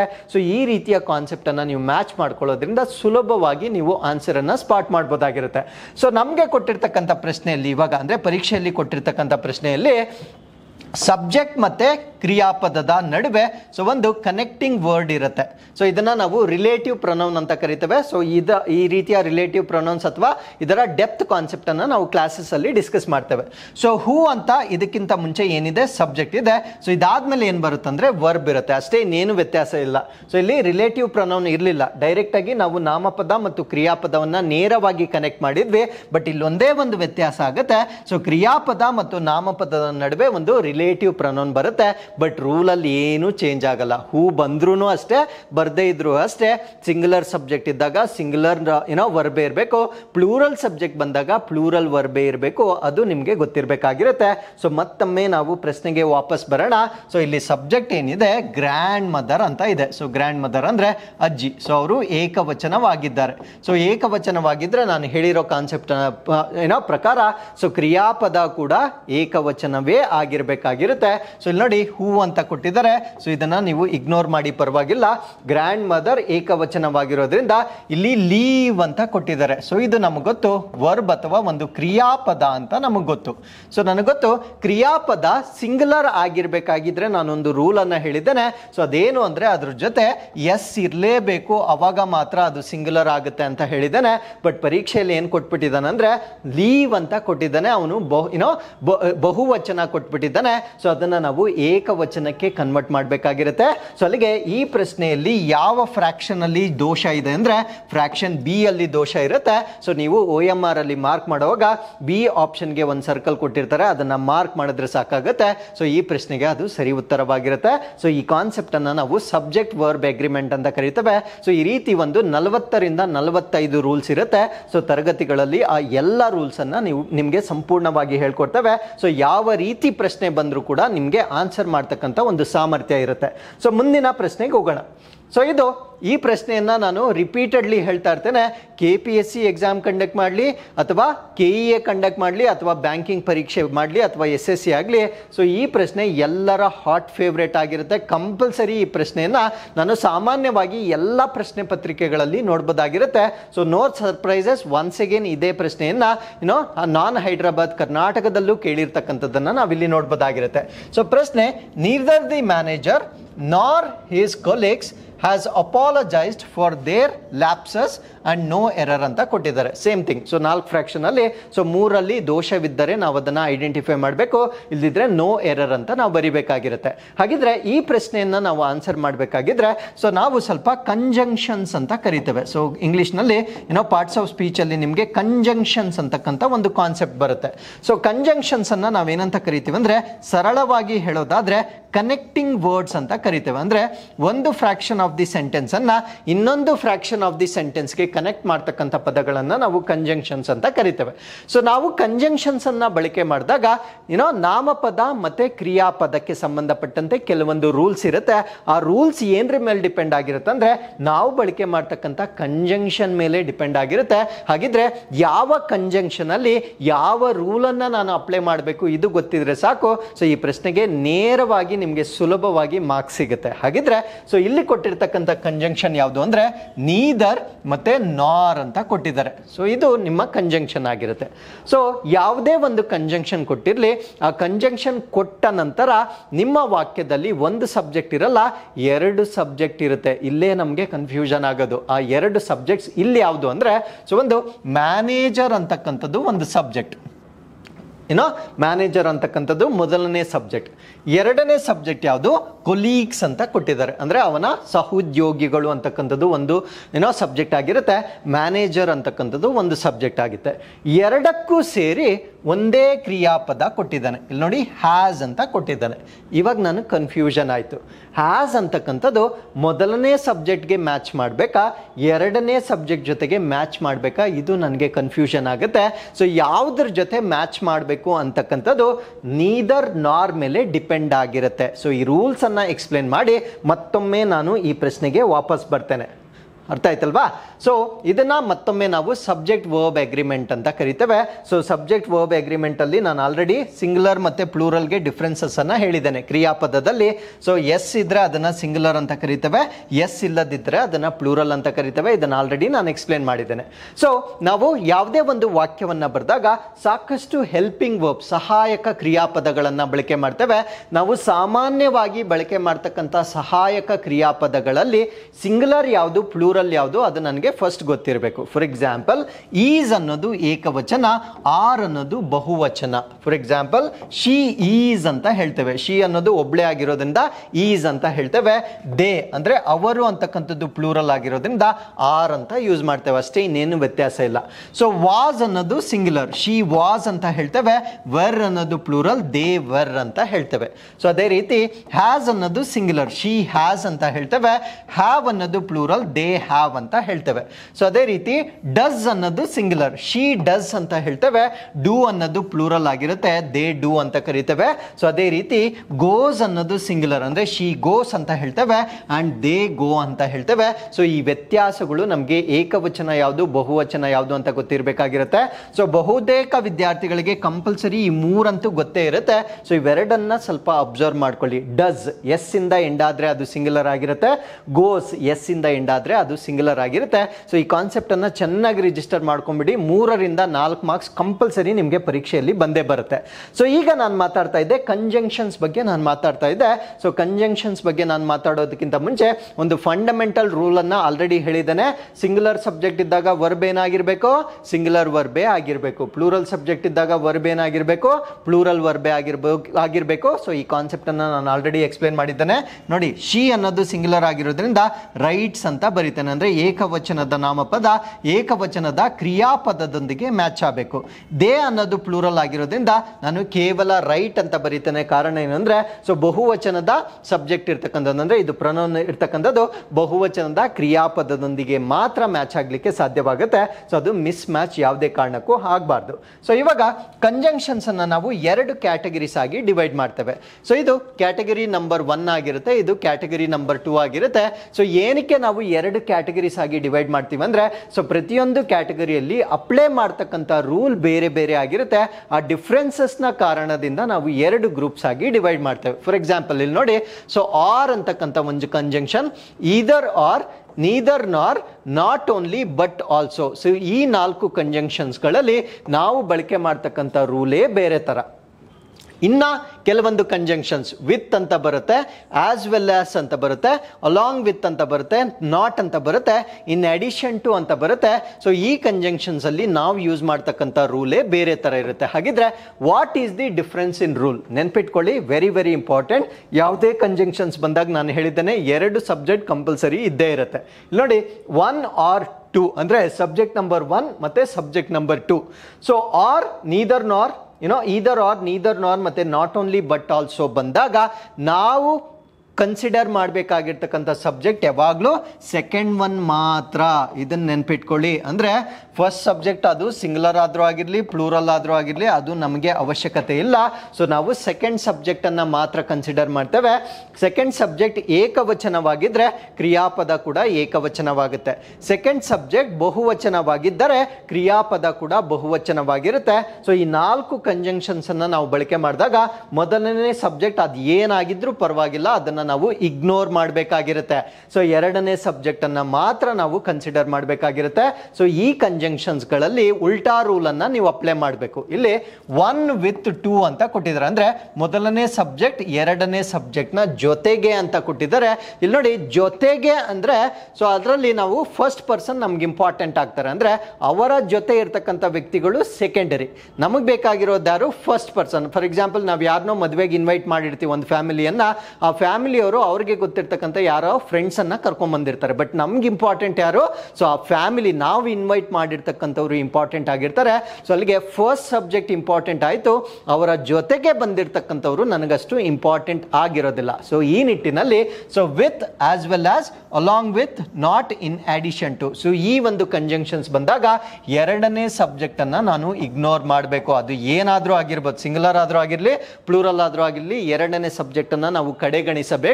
ಸೊ ಯಾವ್ದನ್ನ ನಾವು ಕನ್ಸಿಡರ್ ಮಾಡ್ಬೇಕಂದ್ರೆ ಫಸ್ಟ್ ಸಬ್ಜೆಕ್ಟ್ ಅನ್ನ ಮಾತ್ರ ನಾವು ಕನ್ಸಿಡರ್ ಮಾಡಬೇಕಾಗಿರುತ್ತೆ. ಸೊ ಫಸ್ಟ್ ಸಬ್ಜೆಕ್ಟ್ ಏಕವಚನವಾಗಿದ್ದರೆ ಕ್ರಿಯಾಪದ ಕೂಡ ಏಕವಚನವಾಗಿರುತ್ತೆ. ಫಸ್ಟ್ ಸಬ್ಜೆಕ್ಟ್ ಬಹುವಚನವಾಗಿದ್ದರೆ ಕ್ರಿಯಾಪದ ಕೂಡ ಬಹುವಚನವಾಗಿರುತ್ತೆ. ಸೊ ಇಷ್ಟು ಸಿಂಪಲ್ ಲಾಜಿಕ್ ಅನ್ನ ನೀವು ನೆನ್ಪಿಟ್ಕೊಂಡ್ರೆ ಸೊ ಈ ಕಾನ್ಸೆಪ್ಟ್ ಮೇಲೆ ರಿಪೀಟೆಡ್ ಆಗಿ ಪ್ರಶ್ನೆಗಳಾಗ್ತಾ ಇದೆ. ಸೊ ನಿಮಗೂ ಕೂಡ ಬರ್ತಕ್ಕಂಥ ಸಾಧ್ಯತೆ ಇರ್ಬೋದು ಅಂತ ನಾವು ಹೇಳ್ಬೋದಾಗಿರುತ್ತೆ. ಹಾಗಿದ್ರೆ ಈ ಒಂದು ಕಾನ್ಸೆಪ್ಟ್ ಅನ್ನ ಇನ್ನೂ ಸ್ವಲ್ಪ ಡೆಪ್ತ್ ಆಗಿ ತಿಳ್ಕೊಳ್ಳೋದಕ್ಕೆ ನಾನು ಕೆಲವೊಂದು ಎಕ್ಸಾಂಪಲ್ಸ್ ಅನ್ನ ತೆಗೆದುಕೊಂಡಿದ್ದೇನೆ. ಸೊ ನಾನು ವಾಂಟ್ ಅಂತಕ್ಕಂಥ ಒಂದು ಕ್ರಿಯಾಪದವನ್ನ ತೆಗೆದುಕೊಂಡಿದ್ದಾನೆ. ಇಲ್ಲಿ ನೋಡಿ, ವಾಂಟ್ ಎಸ್ ಇಲ್ದಿದ್ರೆ ನಮ್ಗೆ ಇವಾಗ ಗೊತ್ತು ಅದು ಬಹುವಚನ, ಎಸ್ ಇದ್ರೆ ಅದೇನಾಗುತ್ತೆ ಸಿಂಗ್ಯುಲರ್ ಏಕವಚನ. ಅದೇ ರೀತಿ ಹೆಲ್ಪಿಂಗ್ ವರ್ಬ್ ಅನ್ನು ನಾನು ತಗೊಂಡಿದ್ದೇನೆ. ಈಸ್ ಅಂತಕ್ಕಂಥದ್ದು ಏಕವಚನ, ಆರ್ ಅಂತಕ್ಕಂಥದ್ದು ಬಹುವಚನ, ಹ್ಯಾಸ್ ಅಂತಕ್ಕಂಥದ್ದು ಏಕವಚನ, ಹ್ಯಾವ್ ಅಂತಕ್ಕಂಥದ್ದು ಬಹುವಚನ. ಇವಾಗ ಕ್ಯಾಟ್ ಆರ್ ಡಾಗ್ಸ್ ಅಂತ ಒಂದು ವಾಕ್ಯವಿದೆ. ಇದೆ. ಫಸ್ಟ್ ನಾನು ಐಡೆಂಟಿಫೈ ಮಾಡಬೇಕಾಗಿರ್ತಕ್ಕಂಥದ್ದು ಕಂಜಂಕ್ಷನ್ ಯಾವುದಿದೆ ಅಂತ ಐಡೆಂಟಿಫೈ ಮಾಡಬೇಕು. ಆರ್ ಅಂತ ಕಂಜಂಕ್ಷನ್ ಇದೆ, ನಾನು ಹೇಳಿದ್ದೀನಿ. ಆರ್ ಅಂತ ಕಂಜಂಕ್ಷನ್ ಬಂದಾಗ ಫಸ್ಟ್ ಸಬ್ಜೆಕ್ಟನ್ನು ನಾವು ಬಿಟ್ಟುಬಿಡಬೇಕು, ಎರಡನೇ ಸಬ್ಜೆಕ್ಟನ್ನು ನಾವು ತೆಗೆದುಕೊಳ್ಬೇಕು. ಇಲ್ಲಿ ನೋಡಿ, ಡಾಗ್ಸ್ ಬಹುವಚನವಾಗಿರೋದ್ರಿಂದ ಡಾಗ್ಸ್ ವಾಂಟ್ ಅಂತ ನಾನು ಕ್ರಿಯಾಪದ ಯೂಸ್ ಮಾಡಬೇಕು, ಅಥವಾ ಡಾಗ್ಸ್ ಆರ್ ಅಂತ ಬಳಕೆ ಮಾಡಬೇಕು, ಅಥವಾ ಡಾಗ್ಸ್ ಹ್ಯಾವ್ ಅಂತ ನಾವು ಬಳಕೆ ಮಾಡಿದ್ರೆ ಸೊ ಅದು ಸರಿಯಾಗಿರ್ತಕ್ಕಂಥ ವ್ಯಾಕರಣವಾಗಿರುತ್ತೆ. ಸೊ ಎರಡನೇ ಸೆಂಟೆನ್ಸ್ಗೆ ಬರೋಣ. ಈದರ್ ಆರ್ ಅಂತ ಕಂಜಂಕ್ಷನ್ ಕೊಟ್ಟಿದ್ದಾರೆ. So once again same logic, either or ಬಂದಾಗೂ ಕೂಡ ಫಸ್ಟ್ ಸಬ್ಜೆಕ್ಟ್ ಅನ್ನ ನಾನು ಬಿಟ್ಬಿಡ್ಬೇಕು, ಸೆಕೆಂಡ್ ಸಬ್ಜೆಕ್ಟ್ ಅನ್ನ ಮಾತ್ರ ನಾನು ಕನ್ಸಿಡರ್ ಮಾಡಬೇಕಾಗಿರುತ್ತೆ. ಸೊ ಡಾಗ್ ಅನ್ನೋದು ಏಕವಚನವಾಗಿರೋದ್ರಿಂದ dog wants, dog is, dog has ಅಂತ ನಾನು ಹೇಳಬೇಕಾಗಿರುತ್ತೆ. ಸೊ ಮೂರನೇ ಎಕ್ಸಾಂಪಲ್ಗೆ ಬರೋಣ. ನೀದರ್ ನಾರ್ ಅಂತ ಕೊಟ್ಟಿದ್ದಾರೆ. ಸೊ ಇಲ್ಲೂ ಕೂಡ ಸೇಮ್ ಲಾಜಿಕ್ ಆಗುತ್ತೆ. ಸೊ ಮೊದಲನೇ ಸಬ್ಜೆಕ್ಟ್ ಅನ್ನು ನಾನು ಬಿಟ್ಬಿಡ್ಬೇಕು, ಎರಡನೇ ಸಬ್ಜೆಕ್ಟ್ ಅನ್ನು ನಾನು ತೆಗೆದುಕೊಂಡರೆ dogs want, dogs are, dogs have ಅಂತಕ್ಕಂಥದ್ದು ಸರಿಯಾಗಿರ್ತಕ್ಕಂಥ ಕ್ರಿಯಾಪದದ ಮ್ಯಾಚ್ ಆಗಿರುತ್ತೆ. ಸೊ ನಾಲ್ಕನೇದಕ್ಕೆ ಬರೋಣ. ನಾಟ್ ಓನ್ಲಿ ಬಟ್ ಆಲ್ಸೋ ಅಂತ ಕೊಟ್ಟಿದ್ದಾರೆ. ಸೊ ಇಲ್ಲೂ ಕೂಡ ಫಸ್ಟ್ ಸಬ್ಜೆಕ್ಟ್ ಅನ್ನು ನಾನು ಬಿಟ್ಬಿಡ್ತೇನೆ, ಸೊ ಎರಡನೇ ಸಬ್ಜೆಕ್ಟ್ ಅನ್ನ ಮಾತ್ರ ತೆಗೆದುಕೊಳ್ತಾನೆ. ಸೊ ಡಾಗ್ ಅಂತಕ್ಕಂಥದ್ದು ಏಕವಚನವಾಗಿರೋದ್ರಿಂದ dog wants, dog is, dog has ಅಂತ ಹೇಳಬೇಕಾಗಿರುತ್ತೆ. ಸೊ ಇಷ್ಟೇ, ಇದಕ್ಕಿಂತ ಮ್ಯಾಕ್ಸಿಮಮ್ ಯಾವುದೇ ಪ್ರಶ್ನೆ ಬರಲಿಕ್ಕೂ ಸೊ ಈ ಒಂದು ಪರೀಕ್ಷೆಯ ಲೆವೆಲ್ಗೆ ಜಾಸ್ತಿ ಆಗುತ್ತೆ. ಸೊ ಇಷ್ಟು ಕಾನ್ಸೆಪ್ಟ್ ಮೇಲೆ ಕಂಪಲ್ಸರಿ ನೀವು ಇಷ್ಟನ್ನ ಅರ್ಥ ಮಾಡ್ಕೊಂಡ್ರೆ 100% ನಿಮ್ಗೆ ಒಂದು ಮಾರ್ಕ್ಸ್ ಬಂದೇ ಬರುತ್ತೆ. ಸೊ ಎರಡನೇ ಸೆಟ್ ಆಫ್ ಕಂಜಂಕ್ಷನ್ಸ್ ಅನ್ನ ನಾನು ತೆಗೆದುಕೊಂಡಿದ್ದೇನೆ. ಇಲ್ಲಿ ನೋಡಿ, ಫಾದರ್ ವಿತ್ ಚಿಲ್ಡ್ರನ್ ಅಂತ ಕೊಟ್ಟಿದ್ದಾರೆ. ಸೊ ನಮ್ಗೆ ಯಾರು ಇಂಪಾರ್ಟೆಂಟ್ ಅಂದ್ರೆ ಫಾದರ್, ಅವರ ಜೊತೆಯಲ್ಲಿ ಮಕ್ಕಳು ಬಂದಿದ್ದಾರೆ. ಸೊ ಅದರಿಂದ ಸೆಕೆಂಡ್ ಸಬ್ಜೆಕ್ಟ್ ಅನ್ನ ನಾನು ಇಗ್ನೋರ್ ಮಾಡ್ತೇನೆ. ಫಸ್ಟ್ ಸಬ್ಜೆಕ್ಟ್ ಏಕವಚನವಾಗಿರೋದ್ರಿಂದ ಫಾದರ್ ವಾಂಟ್ಸ್, ಫಾದರ್ ಈಸ್ ಮತ್ತೆ ಫಾದರ್ ಹ್ಯಾಸ್ ಅಂತಕ್ಕಂಥದ್ದು ನನ್ನ ಸರಿ ಉತ್ತರವಾಗಿರುತ್ತೆ. ಆಸ್ ವೆಲ್ ಆಸ್ ಅಂತ ಕಂಜಂಕ್ಷನ್ ಬಂದಿದೆ. ಸೇಮ್ ಲಾಜಿಕ್ ಅನ್ನ ಅಪ್ಲೈ ಮಾಡಬೇಕು. ಸೆಕೆಂಡ್ ಸಬ್ಜೆಕ್ಟ್ ಅನ್ನ ನಾನು ಇಗ್ನೋರ್ ಮಾಡಬೇಕು, ಫಸ್ಟ್ ಸಬ್ಜೆಕ್ಟ್ ಅನ್ನ ನಾನು ಕನ್ಸಿಡರ್ ಮಾಡೋದ್ರಿಂದ ಚಿಲ್ಡ್ರನ್ ನನಗೆ ಗೊತ್ತು ಬಹುವಚನ, ಮಕ್ಕಳು. ಚೈಲ್ಡ್ ಅನ್ನೋದು ಮಗು, ಚಿಲ್ಡ್ರನ್ ಅಂತಕ್ಕಂಥದ್ದು ಮಕ್ಕಳು ಬಹುವಚನವಾಗಿರೋದ್ರಿಂದ so children want, children are, children have ಅಂತ ನಾನು ಬಳಕೆ ಮಾಡಬೇಕಾಗಿರುತ್ತೆ. ಸೊ ಫಾದರ್ ಅಲಾಂಗ್ ವಿತ್ ಅಂತ ಕೊಟ್ಟಿದ್ದಾರೆ. ಸೊ ಇಲ್ಲೂ ಕೂಡ ನಾನು ಸೆಕೆಂಡ್ ಸಬ್ಜೆಕ್ಟ್ ಅನ್ನ ಇಗ್ನೋರ್ ಮಾಡ್ತೇನೆ.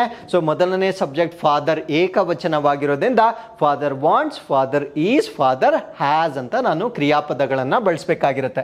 ಸೊ ನಾಟ್ ಅಂತ ಕೊಟ್ಟಿದ್ರು ಕೂಡ ಎರಡನೇ ಸಬ್ಜೆಕ್ಟ್ ಅನ್ನ ಇಗ್ನೋರ್ ಮಾಡಿ ಮೊದಲನೇ ಸಬ್ಜೆಕ್ಟ್ ಅನ್ನ ನಾನು ಕನ್ಸಿಡರ್ ಮಾಡ್ತೇನೆ. ಸೊ ಚಿಲ್ಡ್ರನ್ ಅಂತಕ್ಕಂಥದ್ದು ಮತ್ತೆ ಬಹುವಚನವಾಗಿರೋದ್ರಿಂದ children want, children are, children have ಅಂತ ನಾನು ಕ್ರಿಯಾಪದಗಳನ್ನ ಬಳಸಬೇಕಾಗಿರುತ್ತೆ. ಸೊ ಇನ್ ಅಡಿಷನ್ ಅಂತ ಕೊಟ್ಟಿದ್ದಾರೆ.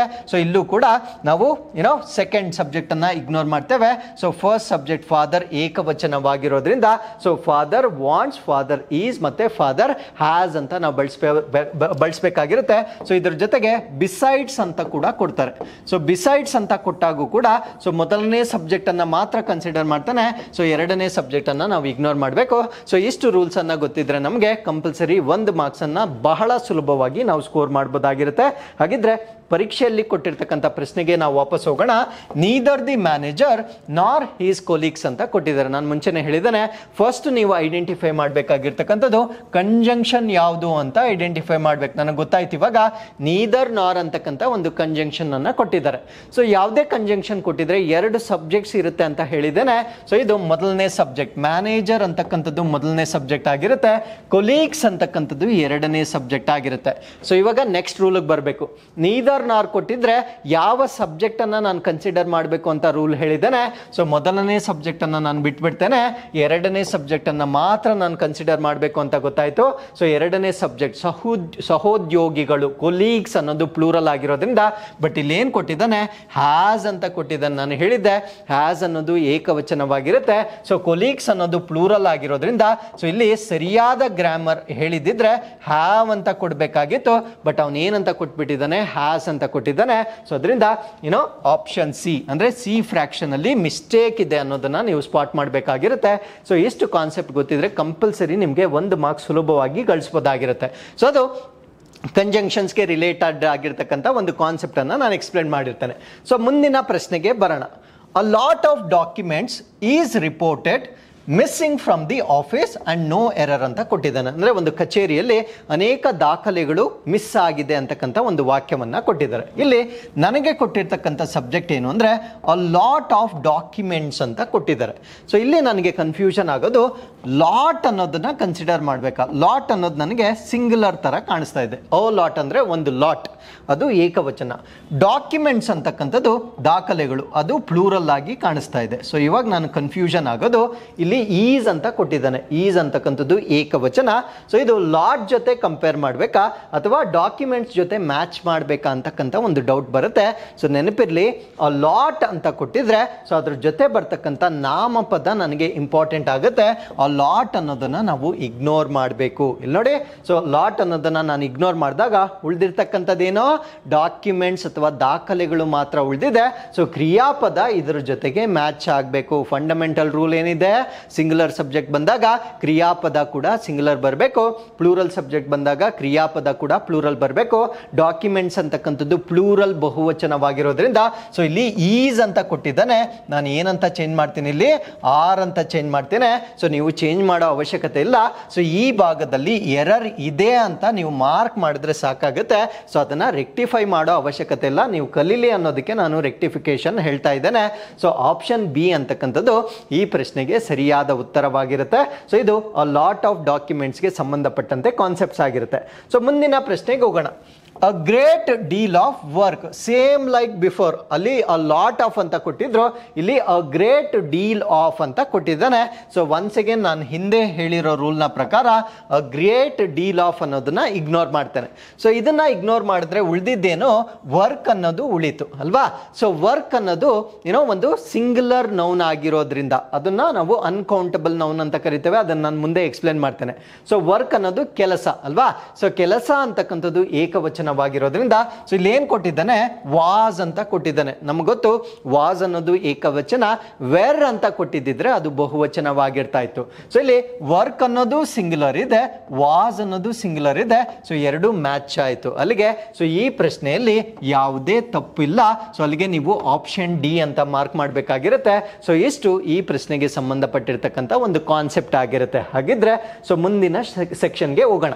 ಇದು ಪಾಸಿಟಿವ್, ಕಂಪ್ಯಾರಿಟಿವ್, ಸೂಪರ್ಲೇಟಿವ್. ನಾನು ಮುಂಚೆನೇ ಹೇಳಿದ್ದೆ ಡಿಗ್ರೀಸ್ ಆಫ್ ಕಂಪ್ಯಾರಿಷನ್ ಅಂತ ಹೇಳಿದ್ದೆ. ಅಬ್ಜೆಕ್ಟಿವ್ಸ್ ಅಥವಾ ಗುಣ ವಿಶೇಷಣ ಅಂತ ಬರುತ್ತೆ, ಅದಕ್ಕೆ ಸಂಬಂಧಪಟ್ಟಿರ್ತಕ್ಕಂಥ ಪ್ರಶ್ನೆ ಆಗಿರುತ್ತೆ. ಸೊ ಈ ಕಾನ್ಸೆಪ್ಟ್ ಮೇಲೂ ಕೂಡ ಕಂಪಲ್ಸರಿ ಪ್ರಶ್ನೆಗಳು ರಿಪೀಟ್ ಆಗ್ತಾ ಇದೆ. ಸೊ ಪ್ರಶ್ನೆಯನ್ನ ಓದೋಣ. Krishnaraja Wodeyar was one of the dash kings of Mysuru ಅಂತ ಕೊಟ್ಟಿದ್ದಾರೆ. ಇಲ್ಲಿ ಆಪ್ಷನ್ಸ್ ನನಗೆ great, greatest, greater, most great ಅಂತ ಕೊಟ್ಟಿದ್ದಾರೆ. ನನಗೆ ಈ ಕಾನ್ಸೆಪ್ಟ್ ಗೊತ್ತಿಲ್ಲ ಅಂದರೆ ಸೊ ಫಸ್ಟ್ ನಾನು ಗ್ರೇಟ್ ಆಗ್ತೀನಿ, ದಿ ಗ್ರೇಟ್ ಕಿಂಗ್ಸ್ ಅಂತ ಆಗ್ತೀನಿ. ಸೊ ಅದು ನನಗೆ ಕರೆಕ್ಟ್ ಅಂತ ಸೌಂಡ್ ಆಗುತ್ತೆ. ದಿ ಗ್ರೇಟೆಸ್ಟ್ ಅಂತ ಆಗ್ತೀನಿ, ಅದು ಕರೆಕ್ಟ್ ಅಂತಾನೆ ಅನ್ಸುತ್ತೆ. ಗ್ರೇಟರ್ ಇದು ಕರೆಕ್ಟ್ ಅನ್ಸುತ್ತೆ. ಸೊ ಏನು ಆಪ್ಷನ್ ಹಾಕಿದ್ರು ನನಗೆ ಸರಿಯಾಗಿದ್ದೇನೆ ಅನ್ಸುತ್ತೆ. ಸೊ ಇದು ಸರಿಯಾದ ಉತ್ತರ ನಿಮ್ಗೆ ಯಾವಾಗ ಗೊತ್ತಾಗುತ್ತೆ ಅಂದರೆ ಸೊ ಅದರ ಹಿಂದೆ ಇರ್ತಕ್ಕಂಥ ಲಾಜಿಕ್ ಅನ್ನ ನಿಮ್ಗೆ ಅರ್ಥ ಮಾಡ್ಕೊಂಡ್ರೆ ಮಾತ್ರ ಸೊ ನಿಮಗೆ ಸರಿಯಾದ ಉತ್ತರ ಗೊತ್ತಾಗುತ್ತೆ. ಸೊ ಆ ಕಾನ್ಸೆಪ್ಟ್ ಅನ್ನ ಎಕ್ಸ್ಪ್ಲೇನ್ ಮಾಡಿ ಮತ್ತೊಮ್ಮೆ ಈ ಪ್ರಶ್ನೆಗೆ ನಾನು ವಾಪಸ್ ಬರ್ತೇನೆ. So as I told you before, ಈ ಒಂದು ಕಾನ್ಸೆಪ್ಟ್ ಅನ್ನ ನಾವು ಡಿಗ್ರೀಸ್ ಆಫ್ ಕಂಪ್ಯಾರಿಷನ್ ಅಂತ ಕರಿತೇವೆ. ಸೊ ಡಿಗ್ರೀಸ್ ಆಫ್ ಕಂಪ್ಯಾರಿಷನ್ ಅಂದ್ರೆ ಸೊ ಒಂದು ವಸ್ತುವನ್ನ ಅಥವಾ ಒಂದು ನಾಮಪದವನ್ನ ಸೊ ಇನ್ನೊಂದು ನಾಮಪದದ ಜೊತೆಗೆ ಹೋಲಿಕೆ ಮಾಡಿದಾಗ ವಾಕ್ಯಗಳನ್ನ ನಾವು ಹೇಗೆ ಬರೀತೇವೆ ಅಂತಕ್ಕಂಥ ಕಾನ್ಸೆಪ್ಟ್ ಅನ್ನ ನಾವು ಡಿಗ್ರೀಸ್ ಆಫ್ ಕಂಪ್ಯಾರಿಷನ್ ಅಂತ ಕರಿತೇವೆ. ಸೊ ಈ ಒಂದು ಡಿಗ್ರೀಸ್ ಆಫ್ ಕಂಪ್ಯಾರಿಷನ್ ಅಲ್ಲಿ ನಾವು ಮೂರು ರೀತಿಯ ವಾಕ್ಯಗಳನ್ನ ಬರೀಬಹುದು. ಒಂದನ್ನ ಪಾಸಿಟಿವ್, ಇನ್ನೊಂದನ್ನ ಕಂಪ್ಯಾರಿಟಿವ್, ಇನ್ನೊಂದನ್ನ ಸೂಪರ್ಲೇಟಿವ್ ಅಂತ ಕರಿತೇವೆ. ಹಾಗಿದ್ರೆ ಈ ಮೂರಕ್ಕೆ ಇರ್ತಕ್ಕಂಥ ವ್ಯತ್ಯಾಸಗಳನ್ನ ನಾನು ಹೇಳೋದಾದ್ರೆ, ಪಾಸಿಟಿವ್ ಅಂದ್ರೆ ಏನು? ಪಾಸಿಟಿವ್ ಅಂದ್ರೆ ಯಾವುದೇ ಒಂದು ವಸ್ತುವಿನ ಸರಳವಾದ ಗುಣವನ್ನ ನಾವು ಪಾಸಿಟಿವ್ ಅಂತ ಕರಿತೇವೆ. ಇಲ್ಲಿ ಎಕ್ಸಾಂಪಲ್ ಅನ್ನ ನೋಡೋಣ. Kiran is a clever man. Kiran ಒಬ್ಬ ಸೊ ಕ್ಲೆವರ್ ಆಗಿರ್ತಕ್ಕಂಥ ಒಬ್ಬ ವ್ಯಕ್ತಿ ಅಂತ ಹೇಳ್ತಾ ಇದ್ದೇವೆ. ಸೊ ಇದು ಅವನಲ್ಲಿರ್ತಕ್ಕಂಥ ಒಂದು ಗುಣ. ಸೊ ಈ ರೀತಿಯ ವಾಕ್ಯಗಳನ್ನು ಬರೆದಾಗ ನಾವು ಅದನ್ನ ಪಾಸಿಟಿವ್ ಡಿಗ್ರಿ ಅಂತ ಕರಿತೇವೆ. ಸೊ ಎರಡನೇ ಕ್ಯಾಟಗರಿಗೆ ಬರೋಣ. ಇದನ್ನ ನಾವು ಕಂಪ್ಯಾರಿಟಿವ್ ಡಿಗ್ರಿ ಅಂತ ಕರಿತೇವೆ. ಹೆಸರಲ್ಲೇ ಇದೆ ನೋಡಿ, ಕಂಪ್ಯಾರಿಟಿವ್. ಹೋಲಿಕೆ ಮಾಡಿದಾಗ ಬರೀತಕ್ಕಂಥ ವಾಕ್ಯಗಳನ್ನು ನಾವು ಕಂಪ್ಯಾರಿಟಿವ್ ಡಿಗ್ರಿ ಅಂತ ಕರಿತೇವೆ. So Kiran is cleverer than his brother ಅಂತ ಬರೆದ್ಬಿಟ್ವಿ ನೋಡಿ ಇಲ್ಲಿ. ಸೊ ಇಲ್ಲಿ ಕ್ಲೆವರ್ ಅಂತ ಇದ್ದಿದ್ದು ಏನಂತ ಚೇಂಜ್ ಆಯಿತು, ಕ್ಲೆವರರ್ ಅಂತ ಚೇಂಜ್ ಆಯಿತು. ಈ ವ್ಯತ್ಯಾಸಗಳನ್ನು ನೀವು ತಿಳ್ಕೊಳ್ಬೇಕಾಗಿರುತ್ತೆ. ಅಲ್ಲಿಗೆ ಪಾಸಿಟಿವ್ ಇದ್ದಾಗ ನಾನು ಕ್ಲೆವರ್ ಅಂತ ಬರೆದಿದ್ದೆ, ಅದೇ ಕಂಪ್ಯಾರಿಟಿವ್ ಆಗಿ ಕನ್ವರ್ಟ್ ಆದಾಗ ಕ್ಲೆವರರ್ ಅಂತ ನಾನು ಚೇಂಜ್ ಮಾಡಬೇಕಾಗಿರುತ್ತೆ. ಸೊ ಇದನ್ನೇ ನಾವು ಹೇಳೋದು ಡಿಗ್ರೀಸ್ ಆಫ್ ಕಂಪ್ಯಾರಿಷನ್ ಅಂತ. ಸೊ ಮೂರನೇ ಕ್ಯಾಟಗರಿಯನ್ನು ನಾವು ಸೂಪರ್ಲೇಟಿವ್ ಅಂತ ಕರಿತೇವೆ.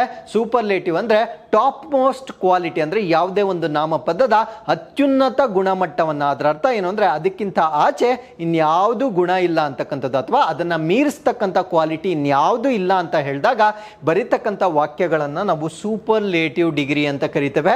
So example, he is the cleverest of all brothers ಅಂತ ಕೊಟ್ಟಿದ್ದಾರೆ.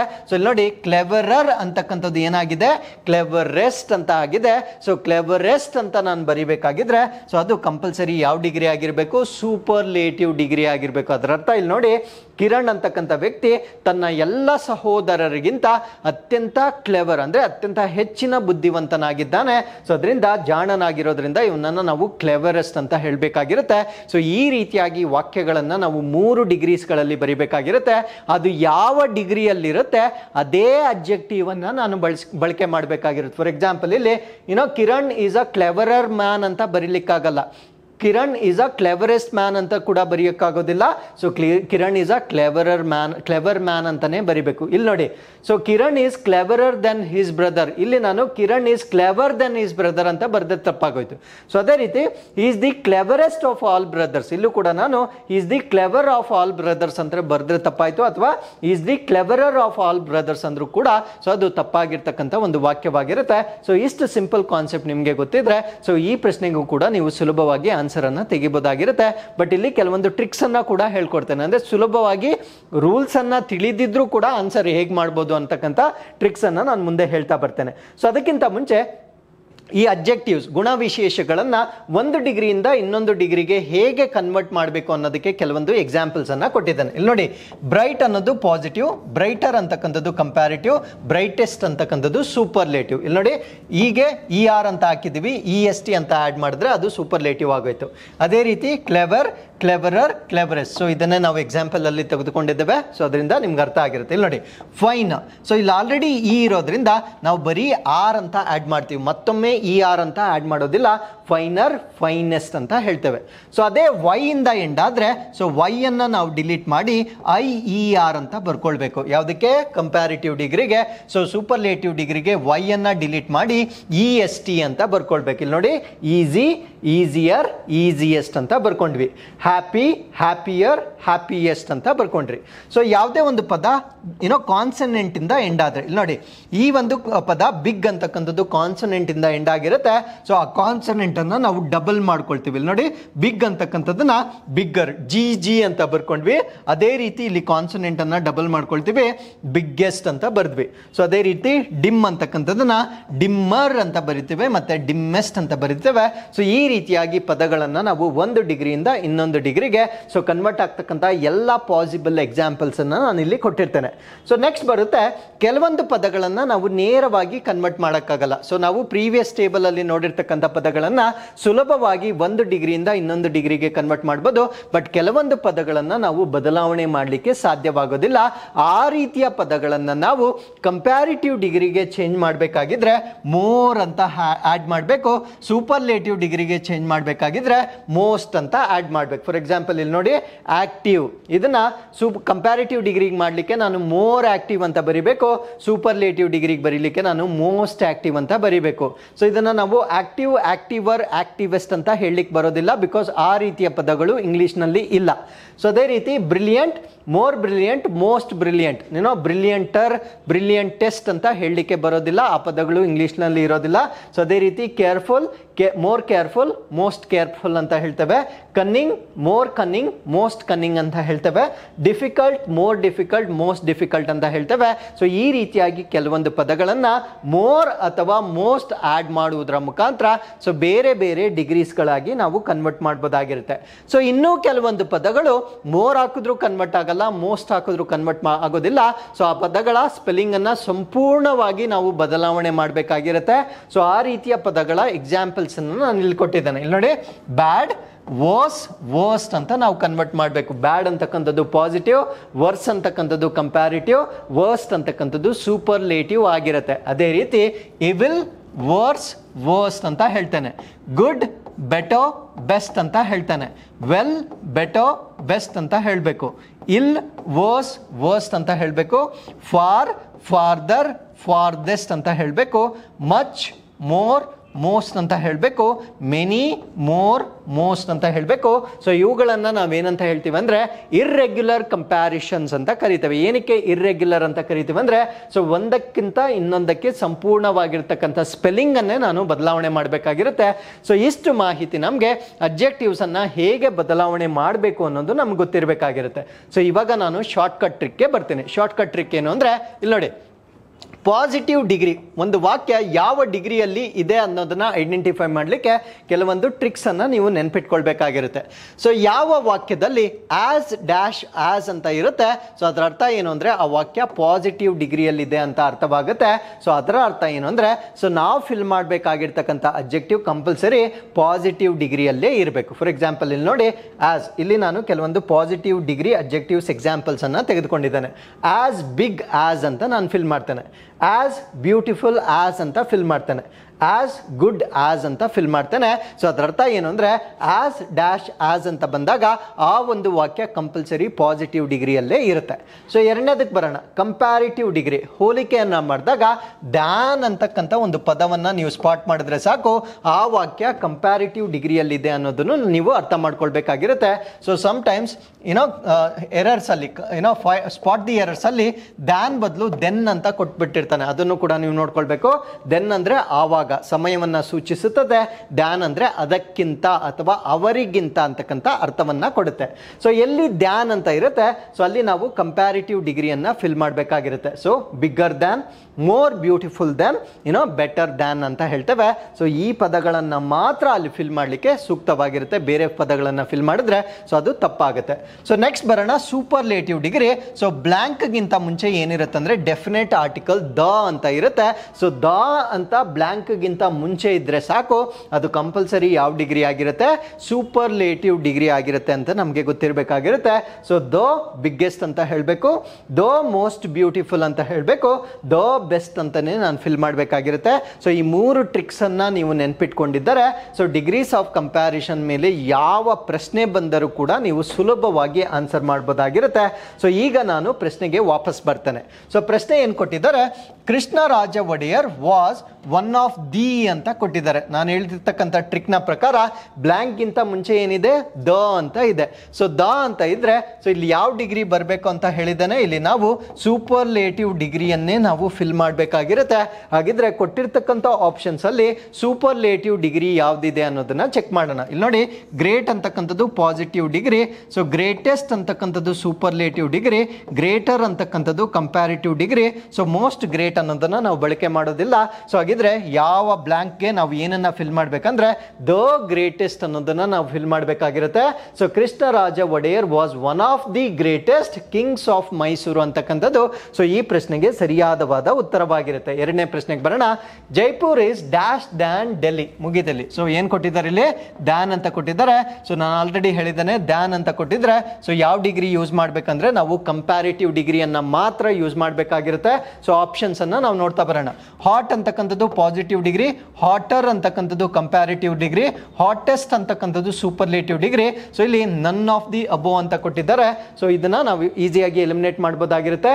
ಸೊ ಜೈಪುರ್ ಈಸ್ ಹಾಟರ್, ಏನು ಬರಿಬೇಕು ನಾವು, Jaipur is hotter than Delhi ಅಂತಕ್ಕಂಥ ಒಂದು ಕಂಪ್ಯಾರಿಟಿವ್ ಡಿಗ್ರಿಯನ್ನು ಫಿಲ್ ಮಾಡೋದ್ರಿಂದ ಸೊ ಈ ಪ್ರಶ್ನೆಗೆ ಅದು ಸರಿಯಾದ ಉತ್ತರವಾಗಿರುತ್ತೆ. ಸೊ ಇಲ್ಲಿಗೆ ಡಿಗ್ರೀಸ್ ಆಫ್ ಕಂಪ್ಯಾರಿಸನ್ಗೆ ಸಂಬಂಧಪಟ್ಟಂತೆ 2 ಪ್ರಶ್ನೆಗಳನ್ನು ಕೊಟ್ಟಿರ್ತಾರೆ, ಆ 2ಅನ್ನು ನಾನು ಸಂಪೂರ್ಣವಾಗಿ ಸಾಲ್ವ್ ಮಾಡಿರ್ತೇನೆ. ಸೊ ಕಾನ್ಸೆಪ್ಟನ್ನು ಅರ್ಥ ಮಾಡ್ಕೊಳ್ಳಿ. ಸೊ ಕಾನ್ಸೆಪ್ಟ್ ನಿಮ್ಗೆ ಗೊತ್ತಿದ್ರೆ ಸೊ ಇದರ ಮೇಲೆ ಏನು ಪ್ರಶ್ನೆ ಕೊಟ್ಟರು ಕೂಡ ನೀವು ಆನ್ಸರ್ ಮಾಡ್ತಕ್ಕಂಥ ಒಂದು ಸಾಮರ್ಥ್ಯವನ್ನು ಗಳಿಸಬಹುದಾಗಿರುತ್ತೆ.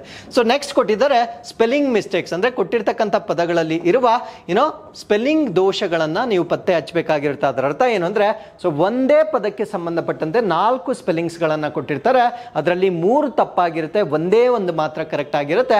ಸೊ ಅದನ್ನು ನೀವು ಸ್ಪಾಟ್ ಮಾಡಬೇಕಾಗಿರುತ್ತೆ. ಇದಕ್ಕೆ ನಾನು ಬಳಕೆ ಮಾಡ್ತಕ್ಕಂಥ ಟ್ರಿಕ್ ಏನು ಅಂದರೆ, ಸೊ ಮೊದಲ ಪದವನ್ನು ಓದ್ತೇನೆ. ಸೊ ಓದಿದ ಕೂಡಲೇ ಅದು ಯಾವ ಪದ ಕೊಟ್ಟಿರ್ಬೋದು ಅನ್ನೋದನ್ನು ನೀವು ಈಸಿಯಾಗಿ ಜಡ್ಜ್ ಮಾಡ್ಬೋದಾಗಿರುತ್ತೆ. ಯಾಕಂದರೆ ಸೊ 1 ಅಥವಾ 2 ಅಕ್ಷರಗಳನ್ನು ಮಾತ್ರ ಅವರು ಬದಲಾವಣೆ ಮಾಡಿರ್ತಾರೆ, ಮಿಕ್ಕಿದ್ದೆಲ್ಲ ಸೇಮ್ ಇರುತ್ತೆ. ಸೊ ಅದನ್ನು ನೋಡಿದ ಕೂಡಲೇ ರೆಸ್ಟ್ ಆಫ್ ದಿ ಆಪ್ಷನ್ಸನ್ನು ನೋಡೋದಕ್ಕಿಂತ ಮುಂಚೆ ಆ ಸ್ಪೆಲ್ಲಿಂಗನ್ನು ನೀವೇ ಸಪ್ರೇಟಾಗಿ ಬರೀರಿ. ಸೊ ಅದು ಫಸ್ಟ್ ಮೆಥಡ್, ನೀವು ಯೂಸ್ ಮಾಡಬೇಕಾಗಿರ್ತಕ್ಕಂಥ ಮೆಥಡ್ ಆಗಿರುತ್ತೆ. ಸೊ ನೀವು ಸ್ಪೆಲ್ಲಿಂಗನ್ನು ಬರೆದಾಗ ಸೊ ನಿಮಗೆ ಡೆಫಿನೆಟ್ಲಿ ಅದರ ಸರಿಯಾದ ಸ್ಪೆಲ್ಲಿಂಗನ್ನು ಬರೀತೀರಾ. ಸಪೋಸ್ ನೀವು ಆಪ್ಷನ್ಸನ್ನು ನೋಡಿದಾಗ ಕನ್ಫ್ಯೂಷನ್ ಆಗ್ತಕ್ಕಂಥ ಒಂದು ಸಾಧ್ಯತೆ ಇರುತ್ತೆ.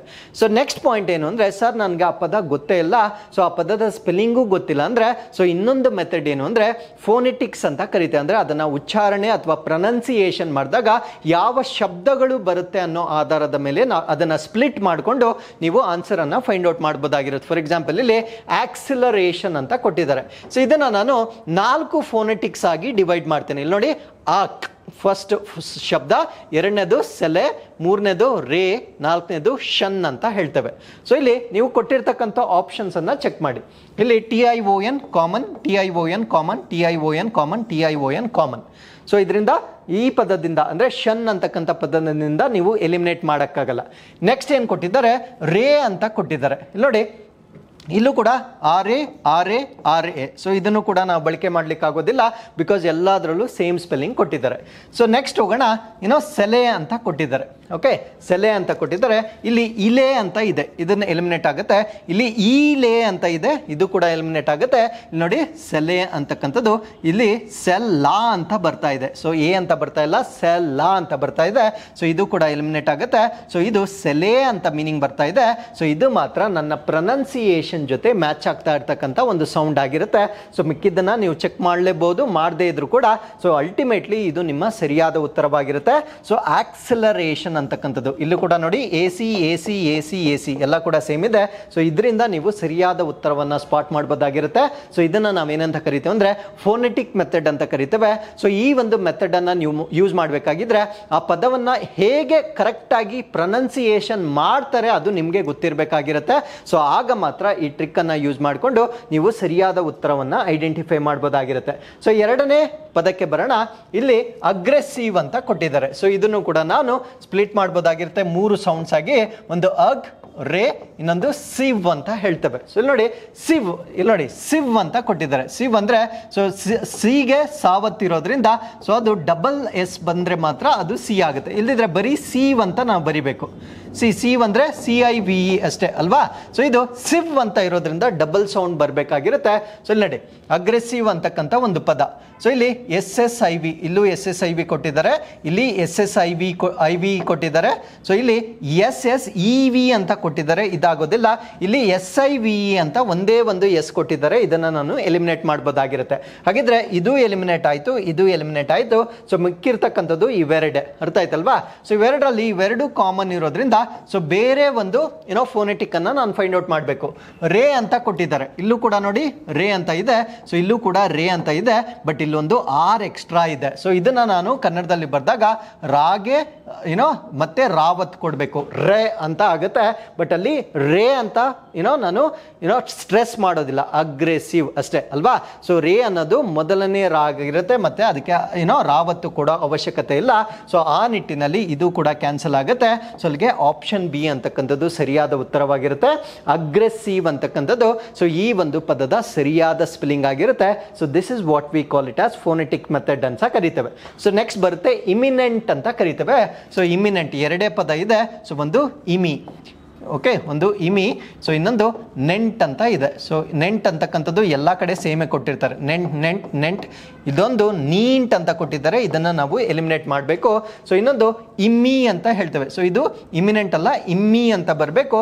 ಸೊ ಇಮ್ಮಿ ಅಂತ ಬರಬೇಕಾಗಿದ್ರೆ 2 ಎಂ ಇರಬೇಕು. ಸೊ ಅಲ್ಲಿಗೆ 2 ಎಂ ಇರ್ತಕ್ಕಂಥದ್ದು ಆಪ್ಷನ್ ಬಿ ಮಾತ್ರ ಆಗಿರುತ್ತೆ. ಸೊ ಇದು ಬರೀ ಇಮಿನೆಂಟ್, ಇದು ಇಮಿನೆಂಟ್ ಅಂತ ಕೊಟ್ಟಿದ್ದಾರೆ. ಸೊ ಇವೆರಡು ಎಲಿಮಿನೇಟ್ ಆಗುತ್ತೆ. ಇಮ್ಮಿನೆಂಟ್ ಅಂತಕ್ಕಂಥದ್ದು ಆಪ್ಷನ್ ಬಿ ಮಾತ್ರ ಆಗಿರೋದ್ರಿಂದ ಸೊ ಇದಕ್ಕೆ ಇಮ್ಮಿನೆಂಟ್ ಅಂತಕ್ಕಂಥದ್ದು ಸರಿಯಾಗಿರ್ತಕ್ಕಂಥ ಒಂದು ಸ್ಪೆಲ್ಲಿಂಗ್ ಆಗಿರುತ್ತೆ. ಸೊ ಈ ರೀತಿಯಾಗಿ ನೀವು ಸ್ಪೆಲ್ ಚೆಕ್ ಅನ್ನ ಮಾಡಬಹುದಾಗಿರುತ್ತೆ.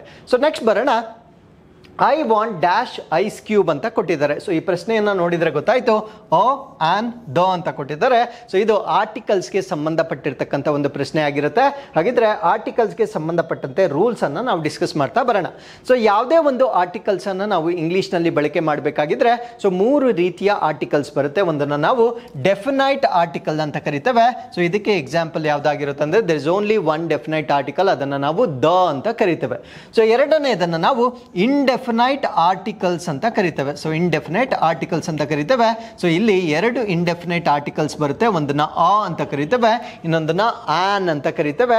ಸೊ ಎಲ್ಲಿ ಆರ್ಟಿಕಲ್ಸ್ ಯೂಸ್ ಮಾಡೋದಿಲ್ವೋ ಆ ಒಂದು ಕಾನ್ಸೆಪ್ಟ್ ಅನ್ನ ನಾವೇನಂತ ಕರಿತೇವೆ ಅಂದ್ರೆ ಝೀರೋ ಆರ್ಟಿಕಲ್ಸ್ ಅಂತ ಕರಿತೇವೆ. ಹಾಗಿದ್ರೆ ಸೊ ಡೆಫಿನೈಟ್ ಆರ್ಟಿಕಲ್ ಅಥವಾ ಇಂಡೆಫಿನೈಟ್ ಆರ್ಟಿಕಲ್ಸ್ ಅನ್ನ ನಾನು ಎಲ್ಲಿ ಯೂಸ್ ಮಾಡಬೇಕು ಅನ್ನೋದನ್ನ ನಾನು ತಿಳಿಬೇಕಾಗಿದ್ರೆ ಸೊ ಮುಂಚೆ ನಾವು ನಾಮಪದಗಳಿಗೆ ಸಂಬಂಧಪಟ್ಟಂತೆ ಕೆಲವೊಂದು ರೂಲ್ಸ್ ಅನ್ನ ನಾವು ಅರ್ಥ ಮಾಡ್ಕೊಳ್ಬೇಕು. ಆ ನಾಮಪದಗಳಿಗೆ ಸಂಬಂಧಪಟ್ಟಂತೆ ರೂಲ್ಸ್ ಅನ್ನು ನಾನು ಎಕ್ಸ್ಪ್ಲೇನ್ ಮಾಡ್ತೇನೆ. ಅಂದರೆ ಯಾವುದೇ ಒಂದು ನಾಮಪದವನ್ನ ನಾವು 2 ಟೈಪ್ಸ್ ಆಗಿ ಡಿವೈಡ್ ಮಾಡ್ಬೋದಾಗಿರುತ್ತೆ.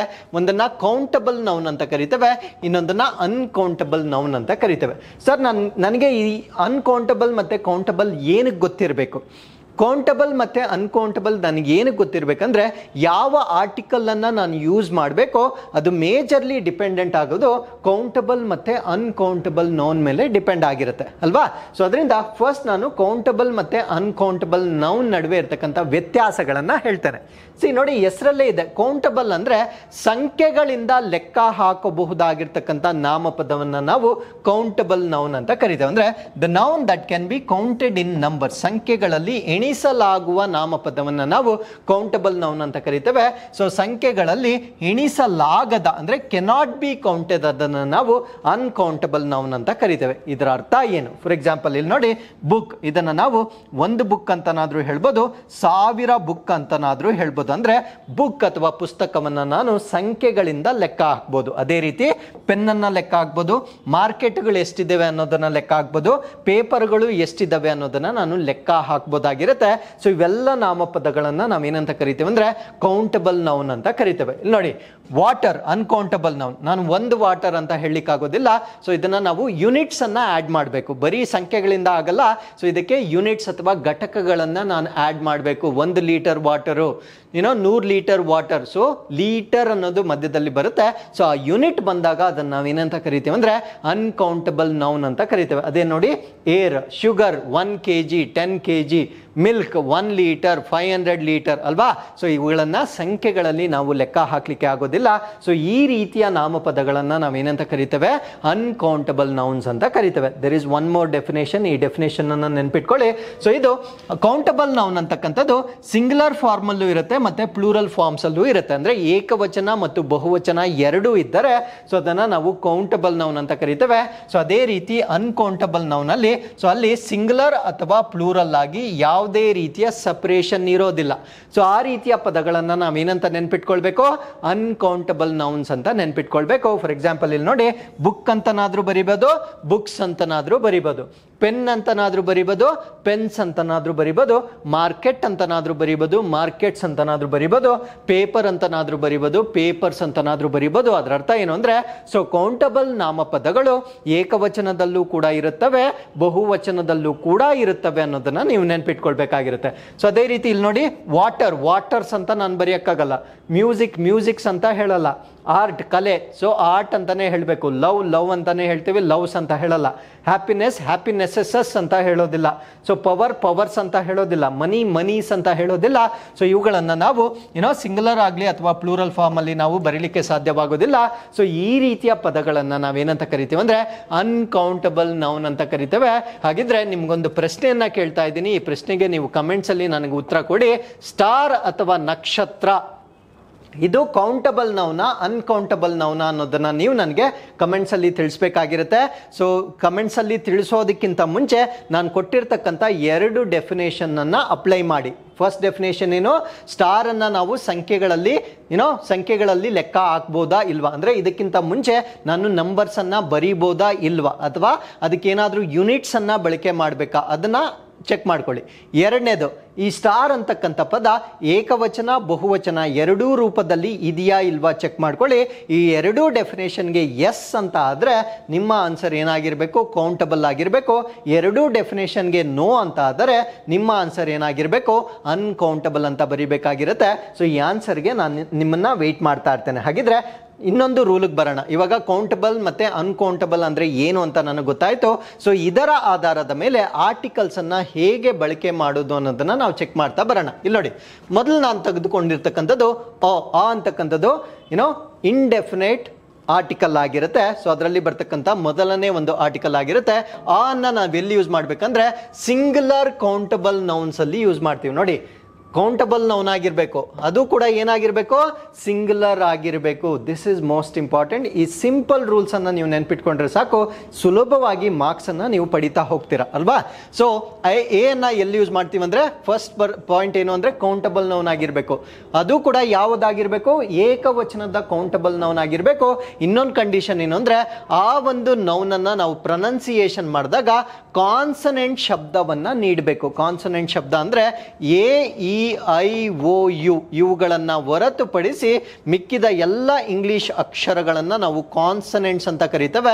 ಸೊ ಈ ಒಂದು ಶಬ್ದವನ್ನ ನೀಡ್ತಕ್ಕಂಥ ಯಾವುದೇ ಪದ ಸಿಂಗುಲರ್ ಕೌಂಟಬಲ್ ನೌನ್ ಆಗಿದ್ರೆ ಮಾತ್ರ ನಾನು ಅ ಅಂತ ಬಳಸಬೇಕಾಗಿರುತ್ತೆ. ಫಾರ್ ಎಕ್ಸಾಂಪಲ್ ಇಲ್ಲಿ ನೋಡಿ, ಅ ಡಾಗ್ ಬಾರ್ಗ್ಡ್ ಅಂತ ಇದೆ. ನೋಡಿ, ಡಾಗ್ ಅನ್ನೋದನ್ನ ನಾನು ಪ್ರೊನೌನ್ಸ್ ಮಾಡಿದಾಗ ಡಿ ಅಂತ ಸೌಂಡ್ ಬರುತ್ತೆ.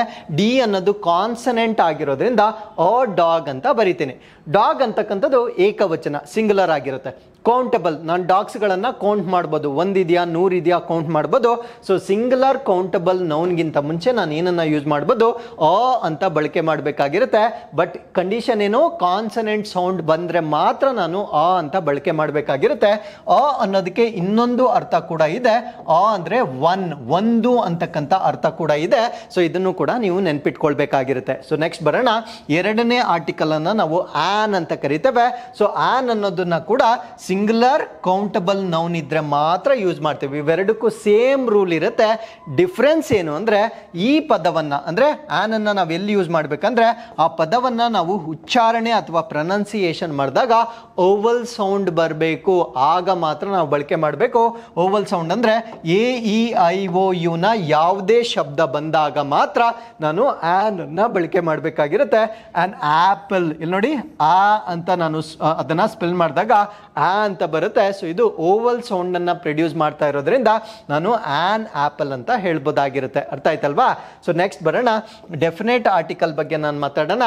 ಸೊ ಡೆಫಿನೆಟ್ ಆರ್ಟಿಕಲ್ ಅನ್ನ ನಾವು ಸಿಂಗುಲರ್ ಆದ್ರೂ ಆಗಿರ್ಬೋದು, ಪ್ಲೂರಲ್ ಆದ್ರೂ ಆಗಿರ್ಬೋದು. ಸೊ ಯಾವುದೇ ಕೌಂಟಬಲ್ ನೌನ್ ಇದ್ರೆ ನಾವು ಏನನ್ನ ಯೂಸ್ ಮಾಡಬೇಕು, ದ ಅನ್ನೋ ಆರ್ಟಿಕಲ್ ಅನ್ನ ಯೂಸ್ ಮಾಡಬೇಕಾಗಿರುತ್ತೆ. ಸೊ ನೋಡಿ ಡಿಫ್ರೆನ್ಸ್ ನೋಡಿ. ಸೊ ಇದು ಸಿಂಗುಲರ್ ಕೌಂಟಬಲ್ ನೌನ್ ಇದ್ರೆ ಮಾತ್ರ ಯೂಸ್ ಮಾಡಬೇಕು. ಆನ್ ಅನ್ನು ಕೂಡ ಸಿಂಗುಲರ್ ಕೌಂಟಬಲ್ ನೌನ್ ಇದ್ರೆ ಮಾತ್ರ ಯೂಸ್ ಮಾಡಬೇಕು. ಬಟ್ ದ ಅನ್ನ ಅದು ಸಿಂಗುಲರ್ ಆದ್ರೂ ಆಗಿರ್ಬೋದು, ಪ್ಲೂರಲ್ ಆದ್ರೂ ಆಗಿರ್ಬೋದು, ಎರಡಕ್ಕೂ ನಾವು ಬಳಕೆ ಮಾಡಬಹುದಾಗಿರ್ತಕ್ಕಂಥ ಆರ್ಟಿಕಲ್ ಅನ್ನ ನಾವೇನಂತ ಕರಿತೇವೆ ಅಂದ್ರೆ ದ ಅಂತ ಕರಿತೇವೆ. For example I can say the dog ಅಂತನಾದ್ರೂ ಬರೀಬಹುದು, ದಿ ಡಾಗ್ಸ್ ಅಂತನಾದ್ರೂ ಬರೀಬಹುದು. ಸೊ ಇದು ಸಿಂಗುಲರ್ ಕೌಂಟಬಲ್ ನೌನ್ ಆಗಿದೆ, ಇದು ಪ್ಲೂರಲ್ ಕೌಂಟಬಲ್ ನೌನ್ ಆಗಿರುತ್ತೆ. ಸೊ ಅದೇ ಡಾಗ್ಸ್ ಅಂತಕ್ಕಂಥ ಈ ಪ್ಲೂರಲ್ ಕೌಂಟಬಲ್ ನೌನ್ಗೆ ಡಾಗ್ಸ್ ಅಂತ ಬರೆಯಕ್ಕಾಗಲ್ಲ, ಆನ್ ಡಾಗ್ಸ್ ಅಂತ ಕೂಡ ನಾನು ಬರೀಲಿಕ್ಕೆ ಸಾಧ್ಯವಾಗೋದಿಲ್ಲ. ಸೊ ಇದು ಮೇಜರ್ ಡಿಫರೆನ್ಸ್ ಬಿಟ್ವೀನ್ ಆನ್ ಮತ್ತೆ ದಾಗೆ ಸಂಬಂಧಪಟ್ಟಿರ್ತಕ್ಕಂಥ ಪ್ರಮುಖವಾದ ವ್ಯತ್ಯಾಸಗಳಾಗಿರುತ್ತೆ. ಹಾಗಿದ್ರೆ ಇಲ್ಲಿ ಇನ್ನೊಂದು ಡೌಟ್ ಬರುತ್ತೆ, ಸರ್ ನೀವು ಹೇಳಿದ್ರಿ ಸಿಂಗುಲರ್ ಸಿಂಗುಲರ್ ಸಿಂಗುಲರ್ ಮೂರು ಕಡೆನೂ ಸಿಂಗುಲರ್ ಇದೆಯಲ್ವಾ ಸರ್, ಹಾಗಿದ್ರೆ ಸಿಂಗುಲರ್ ಕೌಂಟಬಲ್ ನೌನ್ ಕೊಟ್ಟಿದ್ರೆ ನಾನು ಯಾವ ಆಧಾರದ ಮೇಲೆ ಡಿಸೈಡ್ ಮಾಡಬೇಕು, ಇದೊಂದು ದೊಡ್ಡ ಡೌಟ್ ಬರುತ್ತೆ. ಸೊ ಇಲ್ಲಿ ಈ ವ್ಯತ್ಯಾಸವನ್ನು ನಾವು ತಿಳಿಬೇಕಾಗಿದ್ರೆ ಸೊ ಎ ಮತ್ತೆ ಆನ್ ಅನ್ನ ನಾವೇನಂತ ಕರಿತೇವೆ ಅಂದ್ರೆ ಇಂಡೆಫಿನೈಟ್ ಆರ್ಟಿಕಲ್ ಅಂತ ಕರಿತೇವೆ. ಇಂಡೆಫಿನೈಟ್ ಅಂದ್ರೆ ಅನಿರ್ದಿಷ್ಟವಾಗಿರ್ತಕ್ಕಂಥ ಆರ್ಟಿಕಲ್ ಅಂತ ಕರಿತೇವೆ. ಸೊ ದ ಅನ್ನ ನಾವೇನಂತ ಕರಿತೇವೆ ಅಂದ್ರೆ ಡೆಫಿನೈಟ್ ಆರ್ಟಿಕಲ್ ಅಂತ ಕರಿತೇವೆ. ಸೊ ಇದಕ್ಕೆ ವ್ಯತ್ಯಾಸವನ್ನ ತಿಳಿಲಿಕ್ಕೆ so I have taken one more example. ಇಲ್ಲಿ ನೋಡಿ, ಮೈ ಟೀಚರ್ ಹ್ಯಾಸ್ 2 ಕಾರ್ಸ್. ನನ್ನ ಟೀಚರ್ ಹತ್ರ 2 ಕಾರ್ಗಳಿದ್ದಾವೆ. ಡ್ಯಾಶ್ ಸ್ವಿಫ್ಟ್, ಒಂದು ಸ್ವಿಫ್ಟ್ ಕಾರ್ ಇದೆ, ಇನ್ನೊಂದು ಯಾವ ಕಾರ್ ಇದೆ, ಆಡಿ ಕಾರ್ ಇದೆ. ಎರಡೂ ಕೂಡ ಸಿಂಗುಲರ್ ಕೌಂಟಬಲ್ ನೌನೇ ತಗೊಂಡಿದ್ದೀನಿ. ನಾನು ಸ್ವಿಫ್ಟನ್ನು ಕೌಂಟ್ ಮಾಡ್ಬೋದು, ಆಡಿ ಕಾರನ್ನು ಕೂಡ ನಾನು ಕೌಂಟ್ ಮಾಡ್ಬೋದಾಗಿರುತ್ತೆ. ಸೊ ಎರಡೂ ಕೂಡ ಏಕವಚನದ ನಾಮಪದಗಳಾಗಿರುತ್ತೆ. ಏನಕ್ಕೆ ಏಕವಚನ ತೆಗೆದುಕೊಂಡಿದ್ದೇನೆ ಅಂದರೆ ಪ್ಲೂರಲ್ ಆಗಿದ್ರೆ ಅದು ಕಂಪಲ್ಸರಿ ದಾನೇ ಯೂಸ್ ಮಾಡ್ತೀವಿ. ಇಂಡೆಫಿನೆಟ್ ಆರ್ಟಿಕಲ್ಸ್ ಅನ್ನ ನಾವು ಎಲ್ಲೂ ಕೂಡ ಬಳಕೆ ಮಾಡೋದಿಲ್ಲ. ಸೊ ಸಿಂಗುಲರ್ ಕೌಂಟಬಲ್ ನೌನ್ ಅನ್ನ ನಾವು ಮೂರೂ ಕಡೆ ಯೂಸ್ ಮಾಡೋ ಸಾಧ್ಯತೆ ಇರೋದ್ರಿಂದ ಅದಕ್ಕೆ ಸಂಬಂಧಪಟ್ಟಿರ್ತಕ್ಕಂಥ ಎಕ್ಸಾಂಪಲ್ ಅನ್ನ ತೆಗೆದುಕೊಂಡಿದ್ದೇನೆ. See my teacher has 2 cars dash Swift dash ಆಡಿ, ಇಲ್ಲಿಗೆ ಫುಲ್ ಸ್ಟಾಪ್ ಬಂತು ಅಲ್ವಾ. ಸೊ ಇಲ್ಲಿಂದ ಎರಡನೇ ವಾಕ್ಯ dash Swift is white and dash ಆಡಿ ಈಸ್ ಸಿಲ್ವರ್ ಅಂತ ಕೊಟ್ಟಿದ್ದಾರೆ. ಸೊ ಇವಾಗ ಇವೆರಡು ವಾಕ್ಯಗಳನ್ನು ನಾನು ಕಾಂಟೆಕ್ಸ್ಟ್ಯುಯಲಿ ಅಂದರೆ ಅರ್ಥಗರ್ಭಿತವಾಗಿ ಬ್ರೇಕ್ ಮಾಡಿದಾಗ ಇಲ್ಲಿಗೆ ನಾನು ಬ್ರೇಕ್ ಮಾಡ್ತೀನಿ. ಕಾರಣ ಏನು ಅಂದರೆ ಇಲ್ಲಿಗೆ ಫುಲ್ ಸ್ಟಾಪ್ ಆಯಿತು. ಸೊ ಈ ವಾಕ್ಯ ಹೇಳುವಾಗ ಸೊ ಇದು ಸ್ಪೀಕರ್ಗೆ ಮಾತ್ರ ಗೊತ್ತು. ಸ್ಪೀಕರ್ ಅಂದರೆ ಯಾರು ಈ ವಾಕ್ಯವನ್ನು ಹೇಳ್ತಾ ಇದ್ದಾರೆ ಅವರಿಗೆ ಮಾತ್ರ ಗೊತ್ತು. ಅಂದರೆ ನಾನು ಫಸ್ಟ್ ಟೈಮ್ ನಿಮ್ಮ ಹತ್ರ ಬಂದು ನನ್ನ ಹತ್ರ 2 ಕಾರ್ ಇದೆ ಅಂತ ಹೇಳೋವರೆಗೂ ನಿಮಗೆ ಗೊತ್ತಿಲ್ಲ. ಅರ್ಥ ಆಯ್ತಲ್ವಾ? ಸೊ ಅಲ್ಲಿಗೆ ನನಗೆ ಗೊತ್ತಿರ್ತಕ್ಕಂಥ ವಿಷಯ ನಿಮಗೆ ಹೇಳೋವರೆಗೂ ನಿಮಗೆ ಗೊತ್ತಾಗೋದಿಲ್ಲ. ಸೊ ಅದನ್ನು ನಾವೇನಂತ ಕರಿತೀವಿ ಅಂದರೆ ಇಂಟ್ರೊಡಕ್ಟರಿ ಸೆಂಟೆನ್ಸಸ್ ಅಂತ ಕರಿತೇವೆ. ಅಂದರೆ ಪರಿಚಯಾತ್ಮಕ ವಾಕ್ಯಗಳು ಅಂತ ಕರಿತೇವೆ. ಪರಿಚಯಾತ್ಮಕ ವಾಕ್ಯಗಳು ಅಂದರೆ ಅದನ್ನು ಹೇಳ್ತಕ್ಕಂಥವ್ರಿಗೆ ಮಾತ್ರ ಗೊತ್ತಿರುತ್ತೆ, ಕೇಳೋವರಿಗೆ ಅವರು ಹೇಳುವ ತನಕ ಗೊತ್ತಿರೋದಿಲ್ಲ. ಸೊ ಈ ರೀತಿಯ ವಾಕ್ಯಗಳು ಅಂದರೆ ಇಂಟ್ರೊಡಕ್ಟರಿ ಸೆಂಟೆನ್ಸಸ್ಗಳನ್ನು ನಾವು ಬರೆಯುವಾಗ ಇಂಡೆಫಿನೆಟ್ ಆರ್ಟಿಕಲ್ಸನ್ನು ಬಳಕೆ ಮಾಡಬೇಕು. So this is most important. So indefinite article ಅನ್ನು ನಾವು ಬಳಕೆ ಮಾಡಬೇಕು ಆ ನಿಟ್ಟಿನಲ್ಲಿ. ಸೊ ಮೊದಲನೇ ವಾಕ್ಯ ಯಾವುದೇ ಒಂದು ಲಿಟ್ರೇಚರ್ನ ಮೊದಲನೇ ವಾಕ್ಯ ಇಂಟ್ರೊಡಕ್ಟರಿ ಸೆಂಟೆನ್ಸ್ ಆಗಿರೋದ್ರಿಂದ ನಾನು ಇಂಡೆಫಿನೆಟ್ ಆರ್ಟಿಕಲ್ ಅನ್ನು ಬಳಕೆ ಮಾಡಬೇಕಾಗಿರುತ್ತೆ. ಇಲ್ಲಿ ನೋಡಿ ಸ್ವಿಫ್ಟ್ ಅಂತ ಕೊಟ್ಟಿದ್ದಾರೆ. ಸ್ವಿಫ್ಟ್ ಅಂತಕ್ಕಂಥದ್ದು ಕಾನ್ಸನೆಂಟ್ ಶಬ್ದ ಬರ್ತಾ ಇರೋದ್ರಿಂದ ಸ್ವಿಫ್ಟ್ ಅಂತ ಬರೀತೇನೆ. ಡಿ ಅಂತಕ್ಕಂಥದ್ದು ಓವಲ್ ಸೌಂಡ್ ಬರ್ತಾ ಇರೋದ್ರಿಂದ ಆನ್ ಅಂತ ನಾನು ಬರೀತೇನೆ. ಸೊ ನೋಡಿ my teacher has 2 cars Swift on ಆಡಿ ಅಂತ ಬರೀತೇನೆ. ಮೊದಲ ವಾಕ್ಯ ಮುಗ್ದೋಯ್ತು. ಇವಾಗ ನಾನು ಯಾರ ಜೊತೆ ಮಾತಾಡ್ತಾ ಇದ್ದೇನೆ ಅವ್ರಿಗೆ ಆಲ್ರೆಡಿ ಗೊತ್ತಾಯಿತು ನನ್ನ ಹತ್ರ 2 ಕಾರ್ ಇದೆ ಅಂತ ನಾನು ಆಲ್ರೆಡಿ ಹೇಳಿದ್ದೇನೆ. ಸೊ ಇವಾಗ ನಾನು ಮಾತಾಡ್ತಾ ಇರ್ತಕ್ಕಂಥ ವಿಷಯ ಸ್ಪೀಕರ್ಗೂ ಗೊತ್ತು, ಲಿಸನರ್ಗೂ ಗೊತ್ತು. ಸೊ ಇವಾಗ ನಾನು ಮಾತಾಡ್ತಾ ಇರ್ತಕ್ಕಂಥ ವಿಷಯ ಸ್ಪೀಕರ್ ಮತ್ತು ಲಿಸನರ್ ಇಬ್ಬರಿಗೂ ಗೊತ್ತಾದ ಮೇಲೆ ನಾನು ಇಂಡೆಫಿನೆಟ್ ಆರ್ಟಿಕಲನ್ನು ಯೂಸ್ ಮಾಡಬಾರ್ದು, ನಾನು ಡೆಫಿನೆಟ್ ಆರ್ಟಿಕಲನ್ನು ಮಾತ್ರ ಯೂಸ್ ಮಾಡಬೇಕಾಗಿರುತ್ತೆ. ಇಲ್ಲಿ ನೋಡಿ, ಸೊ ಇಲ್ಲಿ ಬರೆಯುವಾಗ ನಾನು ದ ಸ್ವಿಫ್ಟ್ ಅಂತ ಬರಿಬೇಕು. ಕಾರಣ ಏನು ಅಂದರೆ ಸೊ ಇವಾಗ ಲಿಸನರ್ಗೂ ಗೊತ್ತು ನಾನು ಯಾವುದ್ರ ಬಗ್ಗೆ ಮಾತಾಡ್ತಾ ಇದ್ದೀನಿ ಅಂತ. ಸೊ ಅಲ್ಲಿಗೆ ಡೆಫಿನೆಟ್ ಆಯಿತು. ಇಬ್ಬರ ನಡುವೆ ಗೊತ್ತಿರ್ತಕ್ಕಂಥ ವಿಷಯವನ್ನು ನಾವು ಡೆಫಿನೆಟ್ ಅಥವಾ ನಿರ್ದಿಷ್ಟ ಅಂತ ಕರಿತೇವೆ. So the Swift is white and the ಆಡಿ ಈಸ್ ಸಿಲ್ವರ್ ಅಂತ ನಾನು ಬರಿಬೇಕಾಗಿರುತ್ತೆ. ಸೊ ಈ ವ್ಯತ್ಯಾಸಗಳು ನಿಮಗೆ ಗೊತ್ತಿದ್ರೆ ಸೊ ಎಲ್ಲಿ ನಾನು ಬರಿಬೇಕು, ಆನ್ ಬರಿಬೇಕು, ದ ಬರಿಬೇಕು ಅಂತಕ್ಕಂಥ ವಿಷಯಗಳನ್ನು ನೀವು ತಿಳ್ಕೊಳ್ಬೋದಾಗಿರುತ್ತೆ. ನಾನು ಹೇಳ್ತಾ ಇರ್ತಕ್ಕಂಥದ್ದು ಜನರಲ್ ರೂಲ್ಸ್ ಮಾತ್ರ. ಸೊ ಇದರ ಆಚೆ ಸ್ಪೆಸಿಫಿಕ್ ರೂಲ್ಸ್ ಅಂತ ಬರುತ್ತೆ. ಸೊ ಆ ರೂಲ್ಸ್ ಅನ್ನ ನಾವು ತರಗತಿಗಳಲ್ಲಿ ಹೇಳ್ಬೋದಾಗಿರುತ್ತೆ. ಸೊ ಇದು ಕ್ವೆಶ್ಚನ್ ಪೇಪರ್ ಸೊಲ್ಯೂಷನ್ ಆಗಿರೋದ್ರಿಂದ ಕಂಪ್ಲೀಟ್ ಇನ್ಫಾರ್ಮೇಶನ್ ಅನ್ನು ನಾನು ಡಿಸ್ಕಸ್ ಮಾಡ್ತಾ ಇಲ್ಲ. ಆ ಪ್ರಶ್ನೆಗಳಿಗೆ ಎಷ್ಟು ಮಾಹಿತಿ ಬೇಕೋ ಅಷ್ಟನ್ನ ಮಾತ್ರ ನಾನು ಚರ್ಚೆ ಮಾಡ್ತಾ ಇದ್ದೇನೆ. ಸೊ ಈಗ ನಾವು ಪ್ರಶ್ನೆಗೆ ಬರೋಣ. So I want dash ice cube. So ಇದು ಕೌಂಟಬಲ್ ಅನ್ಕೌಂಟಬಲ್ ಚೆಕ್ ಮಾಡ್ಕೊಳ್ಳಿ. ಐಸ್ ಕ್ಯೂಬ್ ನಾನು ಕೌಂಟ್ ಮಾಡ್ಬೋದು. ಏಕವಚನನ ಬಹುವಚನ? ಏಕವಚನ. ಸೊ ಇದು ಇಂಟ್ರೊಡಕ್ಟರಿ ಸೆಂಟೆನ್ಸ್. ಫಸ್ಟ್ ಟೈಮ್ ನಾನು ಹೇಳ್ತಾ ಇದ್ದೇನೆ. ಸೊ ಅಲ್ಲಿಗೆ ಐಸ್ ಅಂತಕ್ಕಂಥದ್ದು ಯಾವ ಸೌಂಡ್ ಬರ್ತಾ ಇದೆ ಅದನ್ನ ಪ್ರೊನೌನ್ಸ್ ಮಾಡಿದಾಗ ಓವಲ್ ಸೌಂಡ್ ಬರ್ತಾ ಇದೆ ಅಲ್ವಾ. ಸೊ ಓವಲ್ ಸೌಂಡ್ ಬರ್ತಾ ಇರೋದ್ರಿಂದ ನಾನು ಏನನ್ನ ಫಿಲ್ ಮಾಡಬೇಕು, ಆನ್ ಅಂತ ಫಿಲ್ ಮಾಡಬೇಕು. ಆಪ್ಷನ್ಸ್ ನೋಡ್ದೇನೆ ನೀವು ಆನ್ಸರ್ ಮಾಡ್ಬಿಡ್ಬೋದು. ನಿಮ್ಗೇನಾದ್ರೂ ಕಾನ್ಸೆಪ್ಟ್ ಅನ್ನ ಗೊತ್ತಿದ್ರೆ. ಸೊ ಕ್ಯಾನ್ಸಲ್ ಆಗುತ್ತೆ ಬಿಕಾಸ್ ಅದು ಓವಲ್ ಸೌಂಡ್. ಸೊ ಆನ್ ಬರುತ್ತೆ. ದ ಯಾಕೆ ಬಳಸ್ತಾ ಇಲ್ಲ ಅಂದ್ರೆ ಸೊ ಇದು ಫಸ್ಟ್ ಸೆಂಟೆನ್ಸ್ ಆಗಿರುತ್ತೆ. ನನಗೆ ಏನು ಬೇಕು ಅನ್ನೋದನ್ನ ನಾನು ಫಸ್ಟ್ ಟೈಮ್ ಹೇಳ್ತಾ ಇದ್ದೇನೆ. ಸಪೋಸ್ ಇದನ್ನೇ ನಾನು ಮುಂದುವರಿಸಿದ್ರೆ ಸೊ ನಾನು ಐಸ್ ಕ್ಯೂಬ್ಸ್ ಬಗ್ಗೆ ಇನ್ನು ಸ್ವಲ್ಪ ಜಾಸ್ತಿ ಮಾಹಿತಿ ಹೇಳ್ತೇನೆ. The ice cube should be big. ನನಗೆ ದೊಡ್ಡದಾಗಿರ್ತಕ್ಕಂಥ ಐಸ್ ಕ್ಯೂಬ್ಸ್ ಬೇಕು ಅಂತ ನಾನು ಇನ್ನೊಂದು ವಾಕ್ಯವನ್ನು ಹೇಳಿದಾಗ an ice cube should be big ಅಂತ ಹೇಳೋದಿಲ್ಲ, the ice cube should be big ಅಂತ ನಾನು ಹೇಳ್ತೇನೆ. ಕಾರಣ ಏನಂದ್ರೆ ಅದು ನಿರ್ದಿಷ್ಟವಾಗಿರ್ತಕ್ಕಂಥ ನಾಮಪದವಾಗಿರುತ್ತೆ. ಸೊ ಈ ಪ್ರಶ್ನೆಗೆ ಸರಿಯಾದ ಉತ್ತರ ಏನಾಗುತ್ತೆ, ಆನ್ ಅಂತಕ್ಕಂಥದ್ದು ಈ ಪ್ರಶ್ನೆಗೆ ಇರ್ತಕ್ಕಂಥ ಸರಿಯಾದ ಉತ್ತರವಾಗಿರುತ್ತೆ. ಸೊ ನೆಕ್ಸ್ಟ್ ಪ್ರಶ್ನೆಗೆ ಬರೋಣ. It was dash amazing view ಅಂತ ಹೇಳ್ತಾ ಇದ್ದೇವೆ. ಸೊ ನಾನು ಹೇಳಿದ್ದೆ ಎ ಮತ್ತೆ ಆನ್ ಅನ್ನ ಇನ್ನೂ ಒಂದು ರೀತಿಯಲ್ಲಿ ಯೂಸ್ ಮಾಡ್ಬೋದು. ಒನ್ ಅಂತ ಹೇಳಲಿಕ್ಕೂ ಕೂಡ ನಾವು ಯೂಸ್ ಮಾಡ್ಬೋದಾಗಿರುತ್ತೆ. ಸೊ ಒಂದು ಅಂತ ಹೇಳಲಿಕ್ಕೆ ಫಾರ್ ಎಕ್ಸಾಂಪಲ್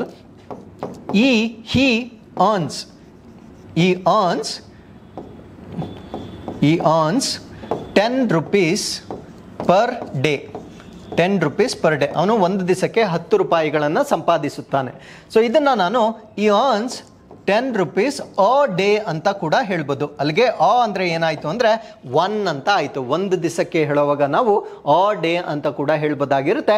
ಸೊ ಇದರ ಅರ್ಥ ಏನು ಅಂದರೆ, so it was dash amazing view, ಅದೊಂದು ಸುಂದರವಾಗಿರ್ತಕ್ಕಂಥ ದೃಶ್ಯ. ಸೊ ಒಂದು ಅಂತ ಬರೀಲಿಕ್ಕೆ ಸೊ ಸೇಮ್ ಕಾನ್ಸೆಪ್ಟನ್ನು ನೀವು ಯೂಸ್ ಮಾಡಿದಾಗ ಆ ಅಂತಕ್ಕಂಥದ್ದು ಓವಲ್ ಸೌಂಡ್ ಬರ್ತಾ ಇದೆ, ಮತ್ತೆ ಆ ಅಂತಕ್ಕಂಥದ್ದು ಓವಲ್ ಸೌಂಡ್ ಬರ್ತಾ ಇದೆ. ಸೊ ಅಲ್ಲಿಗೆ ನಾನು ಏನನ್ನ ಯೂಸ್ ಮಾಡಬೇಕು, it was an amazing view ಅಂತ ಹೇಳಬೇಕು. ದಿ ಅಂತ ಹೇಳಲಿಕ್ಕೆ ಬರೋದಿಲ್ಲ, ಬಿಕಾಸ್ ಇದು ಇಂಟ್ರೊಡಕ್ಟರಿ ಸೆಂಟೆನ್ಸ್ ಆಗಿರುತ್ತೆ, ಮತ್ತೆ ಅಲ್ಲಿ ಒನ್ ಅಂತಕ್ಕಂಥ ಒಂದು ಮೀನಿಂಗ್ ಬರ್ತಾ ಇದೆ. ಸೊ ಅದರಿಂದ it was an amazing view ಅಂತ ನಾವು ಹೇಳ್ಬೋದಾಗಿರುತ್ತೆ. ಸೊ ನೆಕ್ಸ್ಟ್ ಬರೋಣ, dash oranges are grown in Nagpur. So ಇಲ್ಲಿ ಆರೆಂಜಸ್ ಅಂತಕ್ಕಂಥದ್ದು ಫಸ್ಟ್ ಅಂಡ್ ಫಾರ್ಮೋಸ್ಟ್ ನನಗೆ ಗೊತ್ತಾಗಿರ್ತಕ್ಕಂಥದ್ದು ಇದು ಪ್ಲೂರಲ್, ಬಹುವಚನ. ಬಹುವಚನ ಅಂದ ಕೂಡಲೇ ಎ ಮತ್ತು ಆನ್ ಅನ್ನೋದು ಕ್ಯಾನ್ಸಲ್ ಆಯಿತು ಅಲ್ವಾ. ಸೊ ಇಂಡೆಫಿನೆಟ್ ಆರ್ಟಿಕಲ್ಸನ್ನು ನಾವು ಬಹುವಚನಕ್ಕೆ ಬಳಕೆ ಮಾಡೋದಿಲ್ಲ. ಸೊ ಅಲ್ಲಿಗೆ ಏನು ಕ್ಯಾನ್ಸಲ್ ಆಯಿತು, ಆನ್ ಕೂಡ ಕ್ಯಾನ್ಸಲ್ ಆಯಿತು. ಇವಾಗ ಉಳಿದಿರೋದು ಯಾವುದು, ದ ಅಂತ ಯೂಸ್ ಮಾಡಬೇಕು ಅಥವಾ ನೋ ಆರ್ಟಿಕಲ್ ಅಂತ ನಾವು ಫಿಲ್ ಮಾಡಬೇಕು. ಸೊ ಈ ಪ್ರಶ್ನೆಗೆ ಸರಿಯಾದ ಉತ್ತರವೇನು ಅಂದರೆ, ಸೊ ನೋ ಆರ್ಟಿಕಲನ್ನು ನಾವು ಫಿಲ್ ಮಾಡಬೇಕಾಗಿರುತ್ತೆ. ಸೊ ಆರೆಂಜಸ್ಸನ್ನು ನಾನು ಮೊಟ್ಟ ಮೊದಲನೇ ಬಾರಿಗೆ ಹೇಳ್ತಾ ಇದ್ದೇನೆ. ಸೊ ಮೊಟ್ಟ ಮೊದಲನೇ ಬಾರಿಗೆ ಹೇಳಬೇಕಾಗಿದ್ರೆ ಸೊ ಎ ಅಥವಾ ಆನನ್ನು ನಾವು ಬಳಕೆ ಮಾಡಬೇಕಾಗಿತ್ತು, ಬಟ್ ಅದನ್ನು ಬಳಕೆ ಮಾಡಲಿಕ್ಕೆ ಸಾಧ್ಯವಾಗೋದಿಲ್ಲ. ಕಾರಣ ಏನು ಅಂದರೆ ಅದೊಂದು ಪ್ಲೂರಲ್, ಬಹುವಚನದ ನಾಮಪದವಾಗಿರುತ್ತೆ. ಸೊ ಅದರಿಂದ ನಾವು ಯಾವುದೇ ಆರ್ಟಿಕಲ್ ಅನ್ನು ಯೂಸ್ ಮಾಡೋದಿಲ್ಲ, ಇಂಟ್ರೊಡಕ್ಟರಿ ಸೆಂಟೆನ್ಸ್ ಆಗಿರೋದ್ರಿಂದ ದ ಅನ್ನು ಕೂಡ ನಾವು ಇಗ್ನೋರ್ ಮಾಡಬೇಕಾಗಿರುತ್ತೆ. ಸೊ ನೋ ಆರ್ಟಿಕಲ್ ಅನ್ನೋದನ್ನು ನಾವು ಫಿಲ್ ಮಾಡಬೇಕಾಗಿರುತ್ತೆ. ಸಪೋಸ್ ಇದೇ ಆರೆಂಜಸ್ ಬಗ್ಗೆ ಇನ್ನೊಂದು ವಾಕ್ಯವನ್ನು ನಾನು ಹೇಳ್ತೇನೆ. ಸೊ ಇವಾಗ oranges are grown in Nagpur ಅಲ್ವಾ. ಸೊ ಇದರ ಬಗ್ಗೆ ಇನ್ನೊಂದು ವಾಕ್ಯವನ್ನು ಹೇಳ್ತಾನೆ, oranges of Nagpur are sweet. ಆ ಒಂದು ನಾಗ್ಪುರದ ಕಿತ್ತಳೆ ಹಣ್ಣುಗಳು ಹೆಚ್ಚು ರುಚಿಕರವಾಗಿವೆ ಅನ್ನೋದನ್ನ ಹೇಳಬೇಕಾಗಿದ್ರೆ ದಿ ಆರೆಂಜಸ್ ಅಂತ ಹೇಳ್ತಾನೆ. ಕಾರಣ ಏನಂದ್ರೆ ದಿ ಆರೆಂಜಸ್ ಅಂತಕ್ಕಂಥದ್ದು ನಾಗ್ಪುರ್ಗೆ ಈಗ ಸ್ಪೆಸಿಫಿಕ್ ಆಗಿರುತ್ತೆ. ಸೊ ನಿರ್ದಿಷ್ಟವಾದ ನಾಮಪದವಾಗಿರೋದ್ರಿಂದ so once again I can say the oranges of Nagpur. ನಾಗ್ಪುರ್ಗೆ ಸಂಬಂಧಪಟ್ಟಿರ್ತಕ್ಕಂಥ ಆರೆಂಜಸ್ ಅತ್ಯಂತ ರುಚಿಕರವಾಗಿರುತ್ತೆ. ಸೊ ಮೊದಲನೇ ವಾಕ್ಯದಲ್ಲಿ ನಾನು ಏನು ಯೂಸ್ ಮಾಡೋದಿಲ್ಲ, ದಿ ಅಂತಕ್ಕಂಥ ಆರ್ಟಿಕಲ್ ಅನ್ನ ಯೂಸ್ ಮಾಡೋದಿಲ್ಲ. ಸೊ ಇದು ಮಟೀರಿಯಲ್ ನೌನ್ ಅಂತ ಹೇಳ್ತೇವೆ. ಆರೆಂಜಸ್ ಅಂತಕ್ಕಂಥದ್ದು ಒಂದು ವಸ್ತುವಾಗಿರುತ್ತೆ. ಸೊ ಯೂಶಲಿ ಮಟೀರಿಯಲ್ ನೌನ್ ಬಂದಾಗ ನಾವು ಆರ್ಟಿಕಲ್ ಅನ್ನ ಎಲಿಮಿನೇಟ್ ಮಾಡ್ತಕ್ಕಂಥ ಒಂದು ರೂಲ್ ಅನ್ನ ನಾವಿಲ್ಲಿ ಗಮನಿಸಬಹುದಾಗಿರುತ್ತೆ. ಸೊ ನೆಕ್ಸ್ಟ್ ಬರೋಣ, ಚೂಸ್ ದಿ ಸಿನೋನಿಮ್. ಸಮಾನಾರ್ಥಕ ಪದಗಳನ್ನು ನೀವು ಐಡೆಂಟಿಫೈ ಮಾಡಬೇಕಾಗಿರುತ್ತೆ. ಸೊ ಅವರು ಅಂಡರ್ಲೈನ್ ಮಾಡಿರ್ತಕ್ಕಂಥ ಒಂದು ಪದಕ್ಕೆ ನೀವು ಸಿನೋನಿಮ್ ಅನ್ನು ಬಳಕೆ ಮಾಡಬೇಕಾಗಿರುತ್ತೆ. So turn off the lights before you leave, very easy. Turn off ಅಂದರೆ ಸೊ ನಾವು ದೀಪವನ್ನು ಆರಿಸಿ ಅಂತ ಹೇಳ್ತಾ ಇದ್ದಾರೆ. ಸೊ ಟರ್ನ್ ಆಫ್ಗೆ ಸರಿಯಾಗಿರ್ತಕ್ಕಂಥ ಸಿನೋನಿಮ್ ಯಾವುದಾಗಿರುತ್ತೆ ಅಂದರೆ ಸ್ವಿಚ್ ಆಫ್ ಆಗಿರುತ್ತೆ. ರಿಟರ್ನ್ ಆಗೋದಿಲ್ಲ, ಸೊ ಬ್ರೇಕ್ ಆಗೋದಿಲ್ಲ, ಮತ್ತು ನನ್ ಆಫ್ ದಿ ಅಬೋ ಕೂಡ ಆಗೋದಿಲ್ಲ. ಸೊ ಟರ್ನ್ ಆಫ್ಗೆ ಸ್ವಿಚ್ ಆಫ್ ಅನ್ನೋದು ಸರಿಯಾದ ಉತ್ತರವಾಗಿರುತ್ತೆ. ಎರಡನೇದು, the statue is a memento of our trip to Taj Mahal. So Taj ಮಹಲ್ಗೆ ಅವ್ರು ಹೋಗಿರ್ತಾರೆ. ಸೊ ಆ ತಾಜ್ ಮಹಲ್ಗೆ ಹೋಗಿದ್ದಾಗ ಸೊ ಆ ಒಂದು ಟ್ರಿಪ್ ಹೋಗಿರ್ತಾರೆ. ಆ ಟ್ರಿಪ್ಗೆ ಹೋಗಿದ್ದಾಗ ತಾಜ್ ಮಹಲ್ ಅಂತಕ್ಕಂಥದ್ದು ಅವರು ಇಟ್ಕೊಂಡಿರ್ತಕ್ಕಂಥ ಒಂದು ಮೆಮೆಂಟೋ ಅಂತಕ್ಕಂಥ ಒಂದು ವಾಕ್ಯವನ್ನು ಕೊಟ್ಟಿದ್ದಾರೆ. ಅಲ್ಲಿಗೆ ಮೆಮೆಂಟೋಗೆ ಸಮನಾರ್ಥಕ ಪದ ಯಾವುದು ಅನ್ನೋದನ್ನು ನಾವಿಲ್ಲಿ ಪತ್ತೆ ಹಚ್ಚಬೇಕಾಗಿರುತ್ತೆ. ನಾವು ಯಾವುದೇ ಒಂದು ಟೂರ್ಗೆ ಹೋದಾಗ ಸೊ ಅದು ನೆನಪಿರಲಿ ಅನ್ನೋ ಒಂದು ಕಾರಣಕ್ಕಾಗಿ ಅಲ್ಲಿರ್ತಕ್ಕಂಥ ಒಂದು ವಸ್ತುಗಳನ್ನು ನಾವು ಪರ್ಚೇಸ್ ಮಾಡ್ತೇವೆ. ಸೊ ಅದೇ ವಸ್ತುವನ್ನು ಇಲ್ಲಿ ಏನಂತ ಬರೆದಿರ್ತಾರೆ ಅಂದರೆ ಮೆಮೆಂಟೋ ಅಂತ ಬರೆದಿರ್ತಾರೆ. ಅದರ ಅರ್ಥ ಏನು ಅಂದರೆ ಸೊ ನೆನಪಿನ ಕಾರಣಕ್ಕಾಗಿ ವಸ್ತುಗಳನ್ನು ನಾವು ಖರೀದಿ ಮಾಡಿದ್ದೇವೆ. ಸೊ ಅಲ್ಲಿಗೆ ಮೆಮೆಂಟೋ ಅಂದರೆ ಆರ್ಟಿಕಲ್ ಆಫ್ ಮೆಮೊರಿ ಅಂತಕ್ಕಂಥದ್ದು ನಮ್ಮ ಆನ್ಸರ್ ಆಗಿರುತ್ತೆ. ಸೊ ಟಿಕೆಟ್ ಕೂಡ ಆಗೋದಿಲ್ಲ. ಸ್ಟೇಷನರಿ ಅಂದರೆ ಪುಸ್ತಕಗಳು. ಗ್ರಾಸರಿ ಅಂದರೆ ನಾವು ಮನೆಗೆ ತರ್ತಕ್ಕಂಥ ಬೇಳೆಕಾಳುಗಳನ್ನು ನಾವು ಗ್ರಾಸರಿ ಅಂತ ಕರಿತೇವೆ. ಸೊ ಇದು ತಪ್ಪಾಗುತ್ತೆ. ಸ್ಟೇಷನರಿ ಅಂತಕ್ಕಂಥದ್ದು ಪುಸ್ತಕ, ಪೆನ್ನು, ಪೆನ್ಸಿಲ್ ಇವುಗಳೆಲ್ಲ ನಾವು ಸ್ಟೇಷನರಿ ಅಂತ ಕರಿತೇವೆ. ಇದು ರಾಂಗ್ ಆಗುತ್ತೆ. ಸೊ ಟಿಕೆಟ್ಗೂ ತಾಜ್ ಮಹಲ್ಗೂ ಏನು ಸಂಬಂಧ ಇಲ್ಲ, ಇದು ಕೂಡ ರಾಂಗ್ ಆಗಿರುತ್ತೆ. ಅನ್ ಆರ್ಟಿಕಲ್ ಆಫ್ ಮೆಮೊರಿ ಅಂತಕ್ಕಂಥದ್ದು ಸೊ ಈ ಪ್ರಶ್ನೆಗೆ ಸರಿಯಾಗಿರ್ತಕ್ಕಂಥ ಉತ್ತರವಾಗಿರುತ್ತೆ. ಸೊ ಮುಂದಿನ ಪ್ರಶ್ನೆಗೆ ಹೋಗೋಣ. Children are sometimes disobedient. So ಇದನ್ನು ನಾವು ಪ್ರಿಫಿಕ್ಸ್ ಸಫಿಕ್ಸ್ ಅಂತ ಅವಾಗಲೇ ಒಂದು ಕಾನ್ಸೆಪ್ಟ್ ಹೇಳಿದ್ದೆ. ಸೊ ಈ ಪದದಲ್ಲಿರ್ತಕ್ಕಂಥ ಪ್ರಿಫಿಕ್ಸ್ ಏನು ಅಂದರೆ ಡಿಸ್ ಅಲ್ವಾ. ಸೊ ಡಿಸ್ ಅಂತಕ್ಕಂಥ ಒಂದು ಪದವನ್ನು ಆ್ಯಡ್ ಮಾಡಿದ್ರೆ ಸೊ ಅದು ವಿರುದ್ಧಾರ್ಥಕ ಪದವಾಗಿರುತ್ತೆ. ಹಾಗಿದ್ರೆ ಇದಕ್ಕೆ ವಿರುದ್ಧಾರ್ಥಕ ಪದವನ್ನು ಮಾಡಲಿಕ್ಕೆ ಸೊ ನಾವು ಯಾವ ರೀತಿ ಪದವನ್ನು ಬರೀಬೇಕು? ಬಹಳ ಸಿಂಪಲ್ ಪ್ರಶ್ನೆ. ಆ್ಯಕ್ಚುಲಿ ಇದನ್ನು ರಿವರ್ಸ್ ಕೊಟ್ಟಿದ್ರೆ ಕಷ್ಟ ಆಗುತ್ತೆ. ಫಾರ್ ಎಕ್ಸಾಂಪಲ್ ಒಬಿಡಿಯಂಟ್ ಅಂತ ಕೊಟ್ಬಿಟ್ಟು ಸೊ ಅದಕ್ಕೆ ಪ್ರಿಫಿಕ್ಸನ್ನು ಆ್ಯಡ್ ಮಾಡಿ ಅಂತ ಕೊಟ್ಟಿದ್ರೆ ಸೊ ಡಿಸ್ಒಬೀಡಿಯಂಟ್, ಮಿಸ್ಒಬೀಡಿಯಂಟ್, ಅನ್ಒಬೀಡಿಯಂಟ್ ಇವೆಲ್ಲ ಆಪ್ಷನ್ಸ್ ಕೊಟ್ಟಿದ್ರೆ ಕನ್ಫ್ಯೂಷನ್ ಆಗ್ತಾ ಇತ್ತು. ಬಟ್ ಅವರೇ ಪ್ರಿಫಿಕ್ಸ್ ಅನ್ನ ಆಡ್ ಮಾಡಿ ಕೊಟ್ಬಿಟ್ಟಿರ್ತಾರೆ. ಸೊ ನೀವು ಅದನ್ನ ಆ ಪ್ರಿಫಿಕ್ಸ್ ಅನ್ನ ರಿಮೂವ್ ಮಾಡಿದ್ರೆ ಸಾಕು ನಿಮ್ಗೆ ಆನ್ಸರ್ ಸಿಗುತ್ತೆ. ಸೊ ಡಿಸ್ಒಬೀಡಿಯಂಟ್ ಅಂತ ಇದೆ. ಸೊ ಅದಕ್ಕೆ ಸರಿಯಾದ ಉತ್ತರ ಆಪೋಸಿಟ್ ವರ್ಡ್ ಯಾವುದು ಅಂದ್ರೆ ಸೊ ಇಲ್ಲಿದೆ ಒಬೀಡಿಯಂಟ್ ಅಂತಕ್ಕಂಥದ್ದು ಅದಕ್ಕೆ ಆಪೋಸಿಟ್ ಉತ್ತರವಾಗಿರುತ್ತೆ. So this is the correct answer. So ಇದಕ್ಕೆ ಮೋಸ್ಟ್ ಆಪೋಸಿಟ್ ಮೀನಿಂಗ್ ಯಾವ್ದಾಗಿರುತ್ತೆ ಅಂದ್ರೆ ಡಿಸ್ಒಬೀಡಿಯಂಟ್ಗೆ ಒಬೀಡಿಯಂಟ್ ಅಂತಕ್ಕಂಥದ್ದು ಅತ್ಯಂತ ಸೂಕ್ತವಾಗಿರ್ತಕ್ಕಂಥ ವಿರುದ್ಧವಾದ ಪದವಾಗಿರುತ್ತೆ. ಸೊ ನೆಕ್ಸ್ಟ್ ಬರೋಣ. ಕಂಟೆಂಟ್ ಅಂತ ಕೊಟ್ಟಿದ್ದಾರೆ. ಕಂಟೆಂಟ್ ಅಂದ್ರೆ ತೃಪ್ತಿದಾಯಕವಾಗಿರೋದನ್ನ ನಾವು ಕಂಟೆಂಟ್ ಅಂತ ಕರಿತೇವೆ. ತೃಪ್ತಿದಾಯಕವಾಗಿಲ್ದಿದ್ರೆ ಅದನ್ನ ಆ ಪದವನ್ನ ಹೇಳಿಕೆ ಯಾವ ಪ್ರಿಫಿಕ್ಸ್ ಅನ್ನ ಆಡ್ ಮಾಡಬೇಕು ಅಂತ ಪ್ರಶ್ನೆ ಕೇಳಿದ್ದಾರೆ. ಸೊ ಕಂಟೆಂಟ್ ಅದಕ್ಕೆ ವಿರುದ್ಧ ಪದ ಡಿಸ್ಕಂಟೆಂಟ್ ಅಂತ ಹೇಳ್ತೇವೆ. ಸೊ ಈ ಪದಗಳನ್ನ ಆಸ್ ಇಟ್ ಈಸ್ ನೀವು ಜ್ಞಾಪಕ ಇಟ್ಕೊಳ್ಬೇಕು. ಸೊ ಕಂಟೆಂಟ್ಗೆ ವಿರುದ್ಧಾರ್ಥಕ ಪದ ಡಿಸ್ಕಂಟೆಂಟ್. ಸೊ ಅಲ್ಲಿ ಅನ್ಕಂಟೆಂಟ್ ಆಗಲ್ಲ, ಇನ್ಕಂಟೆಂಟ್ ಆಗೋದಿಲ್ಲ, ಕಂಟೆಂಟ್ ಲೆಸ್ ಅಂತ ಕೂಡ ಆಗೋದಿಲ್ಲ. ಸೊ ಡಿಸ್ಕಂಟೆಂಟ್ ಅಂತಕ್ಕಂಥ ಈ ಪದಕ್ಕೆ ಸರಿಯಾಗಿರ್ತಕ್ಕಂಥ ಉತ್ತರವಾಗಿರುತ್ತೆ. ಸೊ ನೆಕ್ಸ್ಟ್ ಬರೋಣ. Her attitude is dash friendly towards the community. So friendly ಅನ್ನೋ ಪದಕ್ಕೆ ನೀವು ವಿರುದ್ಧಾರ್ಥಕ ಪದವನ್ನ ಬಳಕೆ ಮಾಡಬೇಕಾಗಿರುತ್ತೆ.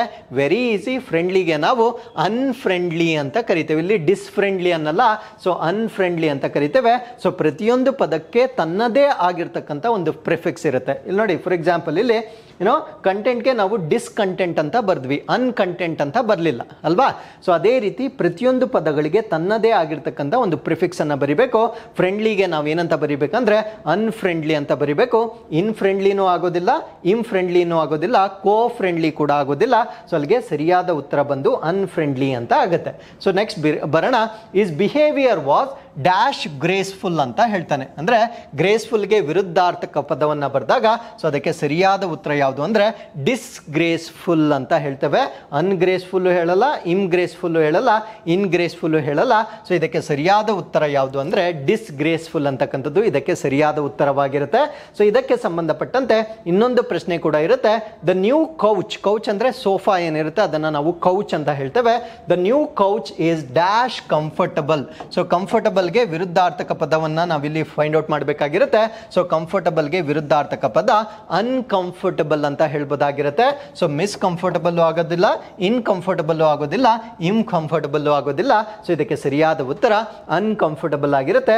ಸೊ ಇದೇ ರೀತಿ ವಿರುದ್ಧಾರ್ಥಕ ಪದಗಳ ಒಂದು ಪಟ್ಟಿಯನ್ನ ನಾನು ಇಲ್ಲಿ ಕೊಟ್ಟಿರ್ತೇನೆ.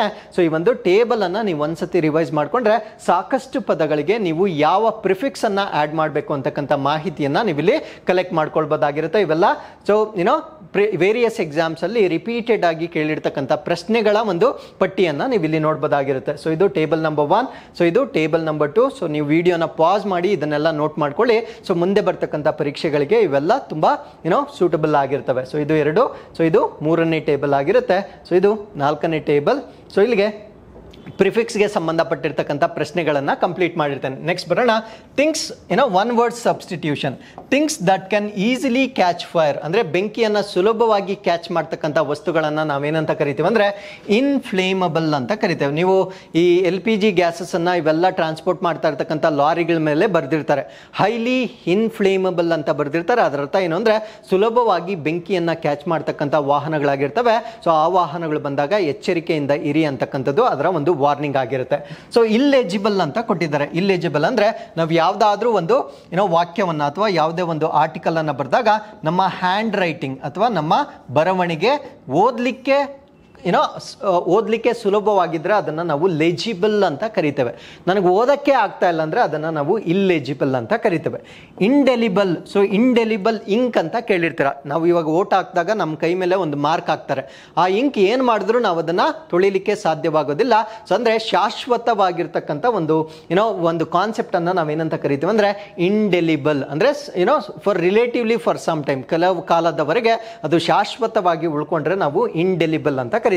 ನೆಕ್ಸ್ಟ್ ಇನ್ಫೇಲಿಯಬಲ್ ಅಂದ್ರೆ ಸೊ ವಿಫಲ ಆಗಲು ಸಾಧ್ಯವಿಲ್ಲದೆ ಇರತಕ್ಕಂಥ ವಸ್ತುಗಳನ್ನ ನಾವೇನಂತ ಕರಿತೇವೆ ಅಂದ್ರೆ ಇನ್ಫೇಲಿಯಬಲ್ ಅಂತ ಕರಿತೇವೆ. ಸೊ ಸುಲಭವಾಗಿ ಬೆಂಕಿಯನ್ನ ಕ್ಯಾಚ್ ಮಾಡ್ತಕ್ಕಂಥ ವಸ್ತುಗಳನ್ನ ನಾವು ಇನ್ಫ್ಲೇಮಬಲ್ ಅಂತ ಕರಿತೇವೆ. ಸೊ ನೆಕ್ಸ್ಟ್ ಬರೋಣ. A piece of writing, a list of all books that articles used in a piece of writing ಅಂದ್ರೆ ನಾವು ಯಾವುದೋ ಒಂದು ನಾವೆಲ್ ಅನ್ನ ಬರೆದಿದ್ದೇವೆ ಅಥವಾ ನಾವು ಕಾಲೇಜಲ್ಲಿ ಒಂದು ಥೀಸಿಸ್ ಅನ್ನ ಬರೆದಿರ್ತೇವೆ. ಸೊ ಒಂದು ಎಕ್ಸ್ಪೆರಿಮೆಂಟ್ ಮಾಡಿ ಅದಕ್ಕೆ ಸಂಬಂಧಪಟ್ಟಂತೆ ಸಂಪೂರ್ಣವಾಗಿರ್ತಕ್ಕಂಥ ರಿಪೋರ್ಟ್ ಅನ್ನ ಸೊ ಒಂದು ಬುಕ್ಕಲ್ಲಿ ನಾವು ಕಂಪೈಲೇಷನ್ ಮಾಡಿರ್ತೇವೆ. ಸೊ ಆ ಬುಕ್ಕನ್ನು ಕಂಪೈಲೇಷನ್ ಮಾಡಲಿಕ್ಕೆ ನಾವು ಬೇರೆ ಬೇರೆ ಪುಸ್ತಕಗಳನ್ನು ರೆಫರ್ ಮಾಡಿ ಅದರಲ್ಲಿರ್ತಕ್ಕಂಥ ಇಂಪಾರ್ಟೆಂಟ್ ಪಾಯಿಂಟ್ಸನ್ನು ಮಾತ್ರ ನಾವು ಆ್ಯಡ್ ಮಾಡ್ಕೊಳ್ತಿರ್ತೇವೆ. ಆ ರೀತಿಯ ಪುಸ್ತಕಗಳನ್ನು ರೆಫರ್ ಮಾಡಲಿಕ್ಕೆ ಏನಂತ ಕರಿತೇವೆ ಅಂತಕ್ಕಂಥದ್ದು ನಮ್ಮ ಪ್ರಶ್ನೆ ಆಗಿರುತ್ತೆ. ಸೊ ಅದನ್ನು ನಾವೇನಂತ ಹೇಳ್ತೀವಿ ಅಂದರೆ ಬಿಬ್ಲಿಯೋಗ್ರಾಫಿ ಅಂತ ಹೇಳ್ತೇವೆ. ಅಂದರೆ ಅನೇಕ ಪುಸ್ತಕಗಳನ್ನು ಓದಿ ಆ ಪುಸ್ತಕಗಳಿಗೆ ಸಂಬಂಧಪಟ್ಟಂತೆ ಒಂದು ಆರ್ಟಿಕಲ್ ಅನ್ನು ಬರೆದಿರ್ತೇವೆ. ಆ ಆರ್ಟಿಕಲ್ ಅನ್ನು ಮುಗಿಸಿದ ನಂತರ ರೆಫರೆನ್ಸ್ ಬುಕ್ಸ್ ಅಂತ ಹೆಡ್ಡಿಂಗ್ ಬರೆದು ನಾನು ಯಾವ್ಯಾವ ಬುಕ್ಸ್ ಇಂದ ಸೋರ್ಸ್ ಅನ್ನ ತೆಗೆದುಕೊಂಡಿರ್ತೇವೆ ಅಂತ ಬರೆದಿರ್ತೇವೆ. ಸೊ ಅದನ್ನ ನಾವೇನಂತ ಕರಿತೇವೆ ಅಂದ್ರೆ ಬಿಬ್ಲಿಯೋಗ್ರಾಫಿ ಅಂತ ಕರಿತೇವೆ. ಸೊ ಆಟೋಬಯೋಗ್ರಫಿ ಅಂದ್ರೆ ನಮ್ಮ ಬಗ್ಗೆ ನಾವೇ ಬರೆದುಕೊಳ್ತಕ್ಕಂಥ ಒಂದು ಆರ್ಟಿಕಲ್ ಅನ್ನ ಆಟೋಬಯೋಗ್ರಫಿ. ಬಯೋಗ್ರಫಿ ಅಂದ್ರೆ ಯಾರೋ ನಮ್ಮ ಬಗ್ಗೆ ಬರೆದಿದ್ರೆ ಅದನ್ನ ನಾವು ಬಯೋಗ್ರಫಿ ಅಂತ ಕರಿತೇವೆ. ಸೊ ಬಿಬ್ಲಿಯೋಗ್ರಫಿ ಅಂದ್ರೆ ಪುಸ್ತಕಗಳ ಒಂದು ರೆಫರೆನ್ಸ್ಗೆ ಬಿಬ್ಲಿಯೋಗ್ರಫಿ ಅಂತ ಕರಿತೇವೆ. ಪ್ಯಾರಾಗ್ರಾಫ್ ಅಂದ್ರೆ ನಿಮಗೆ ಗೊತ್ತು, ಖಂಡಿಕೆಯನ್ನ ನಾವು ಪ್ಯಾರಾಗ್ರಾಫ್ ಅಂತ ಕರಿತೇವೆ. Next, expressing the sympathy on intense sorrow caused by death. ನಿಧನ ಆದಾಗ ಸೊ ಅದಕ್ಕೆ ನಾವು ಸಿಂಪತಿಯನ್ನ ಎಕ್ಸ್ಪ್ರೆಸ್ ಮಾಡೋದಕ್ಕೆ ಏನಂತ ಕರೀತಾರೆ? ಸೊ ಅದಕ್ಕೆ ನಾವು ಕಾಂಡಲೆನ್ಸ್ ಅಂತ ಕರಿತೇವೆ. ಅಂದ್ರೆ ಶ್ರದ್ಧಾಂಜಲಿಯನ್ನ ಸೂಚಿಸಲಿಕ್ಕೆ ನಾವು ಕಾಂಡಲೆನ್ಸ್ ಅಂತ ಕರಿತೇವೆ. ಕಾನ್ಫಿಡೆನ್ಸ್ ಆಗೋದಿಲ್ಲ, ಕಾಂಪ್ಲಿಮೆಂಟ್, ಯಾರು ನಿಧನರಾದಾಗ ಕಾಂಪ್ಲಿಮೆಂಟ್ ಅನ್ನು ಕೊಡೋದಿಲ್ಲ, ಕಂಪ್ಲೇಂಟ್ ಕೂಡ ಇದಕ್ಕೆ ಸೂಕ್ತವಲ್ಲದೆ ಇರತಕ್ಕಂಥ ಪದವಾಗಿರುತ್ತೆ. ಸೊ ಕಾಂಡಲೆನ್ಸ್ ಅಂತಕ್ಕಂಥದ್ದು ಈ ಪ್ರಶ್ನೆಗೆ ಸರಿಯಾದ ಉತ್ತರವಾಗಿರುತ್ತೆ. ಸೊ ಇಲ್ಲಿಗೆ ಈ ಒಂದು ಪರೀಕ್ಷೆಗೆ ಸಂಬಂಧಪಟ್ಟಂತೆ ಎಲ್ಲ ಪ್ರಶ್ನೆಗಳನ್ನು ನಾನು ಸಾಲ್ವ್ ಮಾಡಿದ್ದೇನೆ, ಎಕ್ಸೆಪ್ಟ್ ರೀಡಿಂಗ್ ಕಾಂಪ್ರಹೆನ್ಷನ್. ಸೊ ಅದು ಬಹಳ ಸುಲಭವಾಗಿರುತ್ತೆ, it's not so very complicated. So ತರಗತಿಗಳಿಗೆ ಬಂದಾಗ ರೀಡಿಂಗ್ ಕಾಂಪ್ರಹೆನ್ಷನ್ಗೆ ಸಂಬಂಧಪಟ್ಟಂತೆ ಅನೇಕ ಎಕ್ಸಸೈಸಸ್ ಅನ್ನು ಕೂಡ ನಾವು ನಿಮ್ಮ ಜೊತೆ ಡಿಸ್ಕಸ್ ಮಾಡ್ತೇವೆ. ಸೊ ಇಲ್ಲಿಗೆ ಈ ಒಂದು ಗ್ರಾಮ ಆಡಳಿತ ಅಧಿಕಾರಿ ಪರೀಕ್ಷೆಗೆ ಸಂಬಂಧಪಟ್ಟಂತೆ ಪ್ರಶ್ನೆಗಳನ್ನು ನಾನು ಸಾಲ್ವ್ ಮಾಡಿರ್ತೇನೆ. As I told you before, Jnanagangotri ಸಂಸ್ಥೆಯಲ್ಲಿ ಜನರಲ್ ಇಂಗ್ಲಿಷ್ಗೆ ಸಂಬಂಧಪಟ್ಟಂತೆ ತರಗತಿಗಳನ್ನು 5ನೇ ಮಾರ್ಚ್ನಿಂದ ಆನ್ಲೈನ್ ಮತ್ತು ಆಫ್ಲೈನಲ್ಲಿ ನಾವು ಸ್ಟಾರ್ಟ್ ಮಾಡ್ತಾ ಇದ್ದೇವೆ. ಸೊ ನಾನು ಮಾಡಿರ್ತಕ್ಕಂಥ ಎಲ್ಲ ಪ್ರೀವಿಯಸ್ ಇಯರ್ಸ್ ಕ್ವೆಶನ್ ಪೇಪರ್ಸ್ ಏನೇನು ಸಾಲ್ವ್ ಮಾಡಿದ್ದೇನೆ, ಇನ್ಕ್ಲೂಡಿಂಗ್ PDO ನೋಟಿಫಿಕೇಶನ್ ಆಗ್ತಕ್ಕಂಥ ಸಾಧ್ಯತೆ ಕೂಡ ಇದೆ. PDOದ ಕಳೆದ 3 ಪರೀಕ್ಷೆಗಳ 90 ಪ್ರಶ್ನೆಗಳನ್ನು ಒಂದೇ ವಿಡಿಯೋದಲ್ಲಿ ಸಾಲ್ವ್ ಮಾಡಿದ್ದೇನೆ. ಇವನ್ ಆ ವಿಡಿಯೋ ನೋಡಿದ್ರು ಕೂಡ ನಿಮಗೆ ಸಾಕಷ್ಟು ಗ್ರಾಮರ್ಗೆ ಸಂಬಂಧಪಟ್ಟಂತೆ ಇನ್ಫಾರ್ಮೇಶನ್ ಸಿಗುತ್ತೆ. ಅದ್ರ ಜೊತೆಗೆ KPSCಗೆ ಸಂಬಂಧಪಟ್ಟಂತೆ ಕ್ವೆಶನ್ ಪೇಪರ್ ಅನ್ನು ಸಾಲ್ವ್ ಮಾಡಿದ್ದೇನೆ. ಸೊ ಅದ್ರ ಜೊತೆಗೆ ಸಾಧನಾ ಅಕಾಡೆಮಿಯಲ್ಲಿ CTI ನಾನ್ HK ಪೇಪರ್ ಅನ್ನು ಕೂಡ ಸಾಲ್ವ್ ಮಾಡಿರ್ತೇನೆ. ಸೊ ಇವೆಲ್ಲವನ್ನ ನೋಡಿಕೊಂಡು how is the quality of the classes ಅನ್ನೋದನ್ನ ನೀವು ಜಡ್ಜ್ ಮಾಡಬಹುದಾಗಿರುತ್ತೆ. So once again, so I welcome you to Jnanagangotri for classes for additional learning. So ಇಲ್ಲಿಗೆ ಈ ಒಂದು ಸೆಷನ್ ಅನ್ನು ನಾನು ಎಂಡ್ ಮಾಡ್ತಾ ಇದ್ದೇನೆ. ಸೊ ನಿಮಗೆ ಅನಿಸ್ತಕ್ಕಂಥ ಅನಿಸಿಕೆಗಳು ಅಥವಾ ಕಮೆಂಟ್ಸನ್ನು ನೀವು ಕಮೆಂಟ್ ಸೆಕ್ಷನಲ್ಲಿ ನಮಗೆ ತಿಳಿಸ್ಬೋದಾಗಿರುತ್ತೆ. So thank you very much for watching this video. Once again I will meet you with one more session with respect to English grammar. Thank you very much.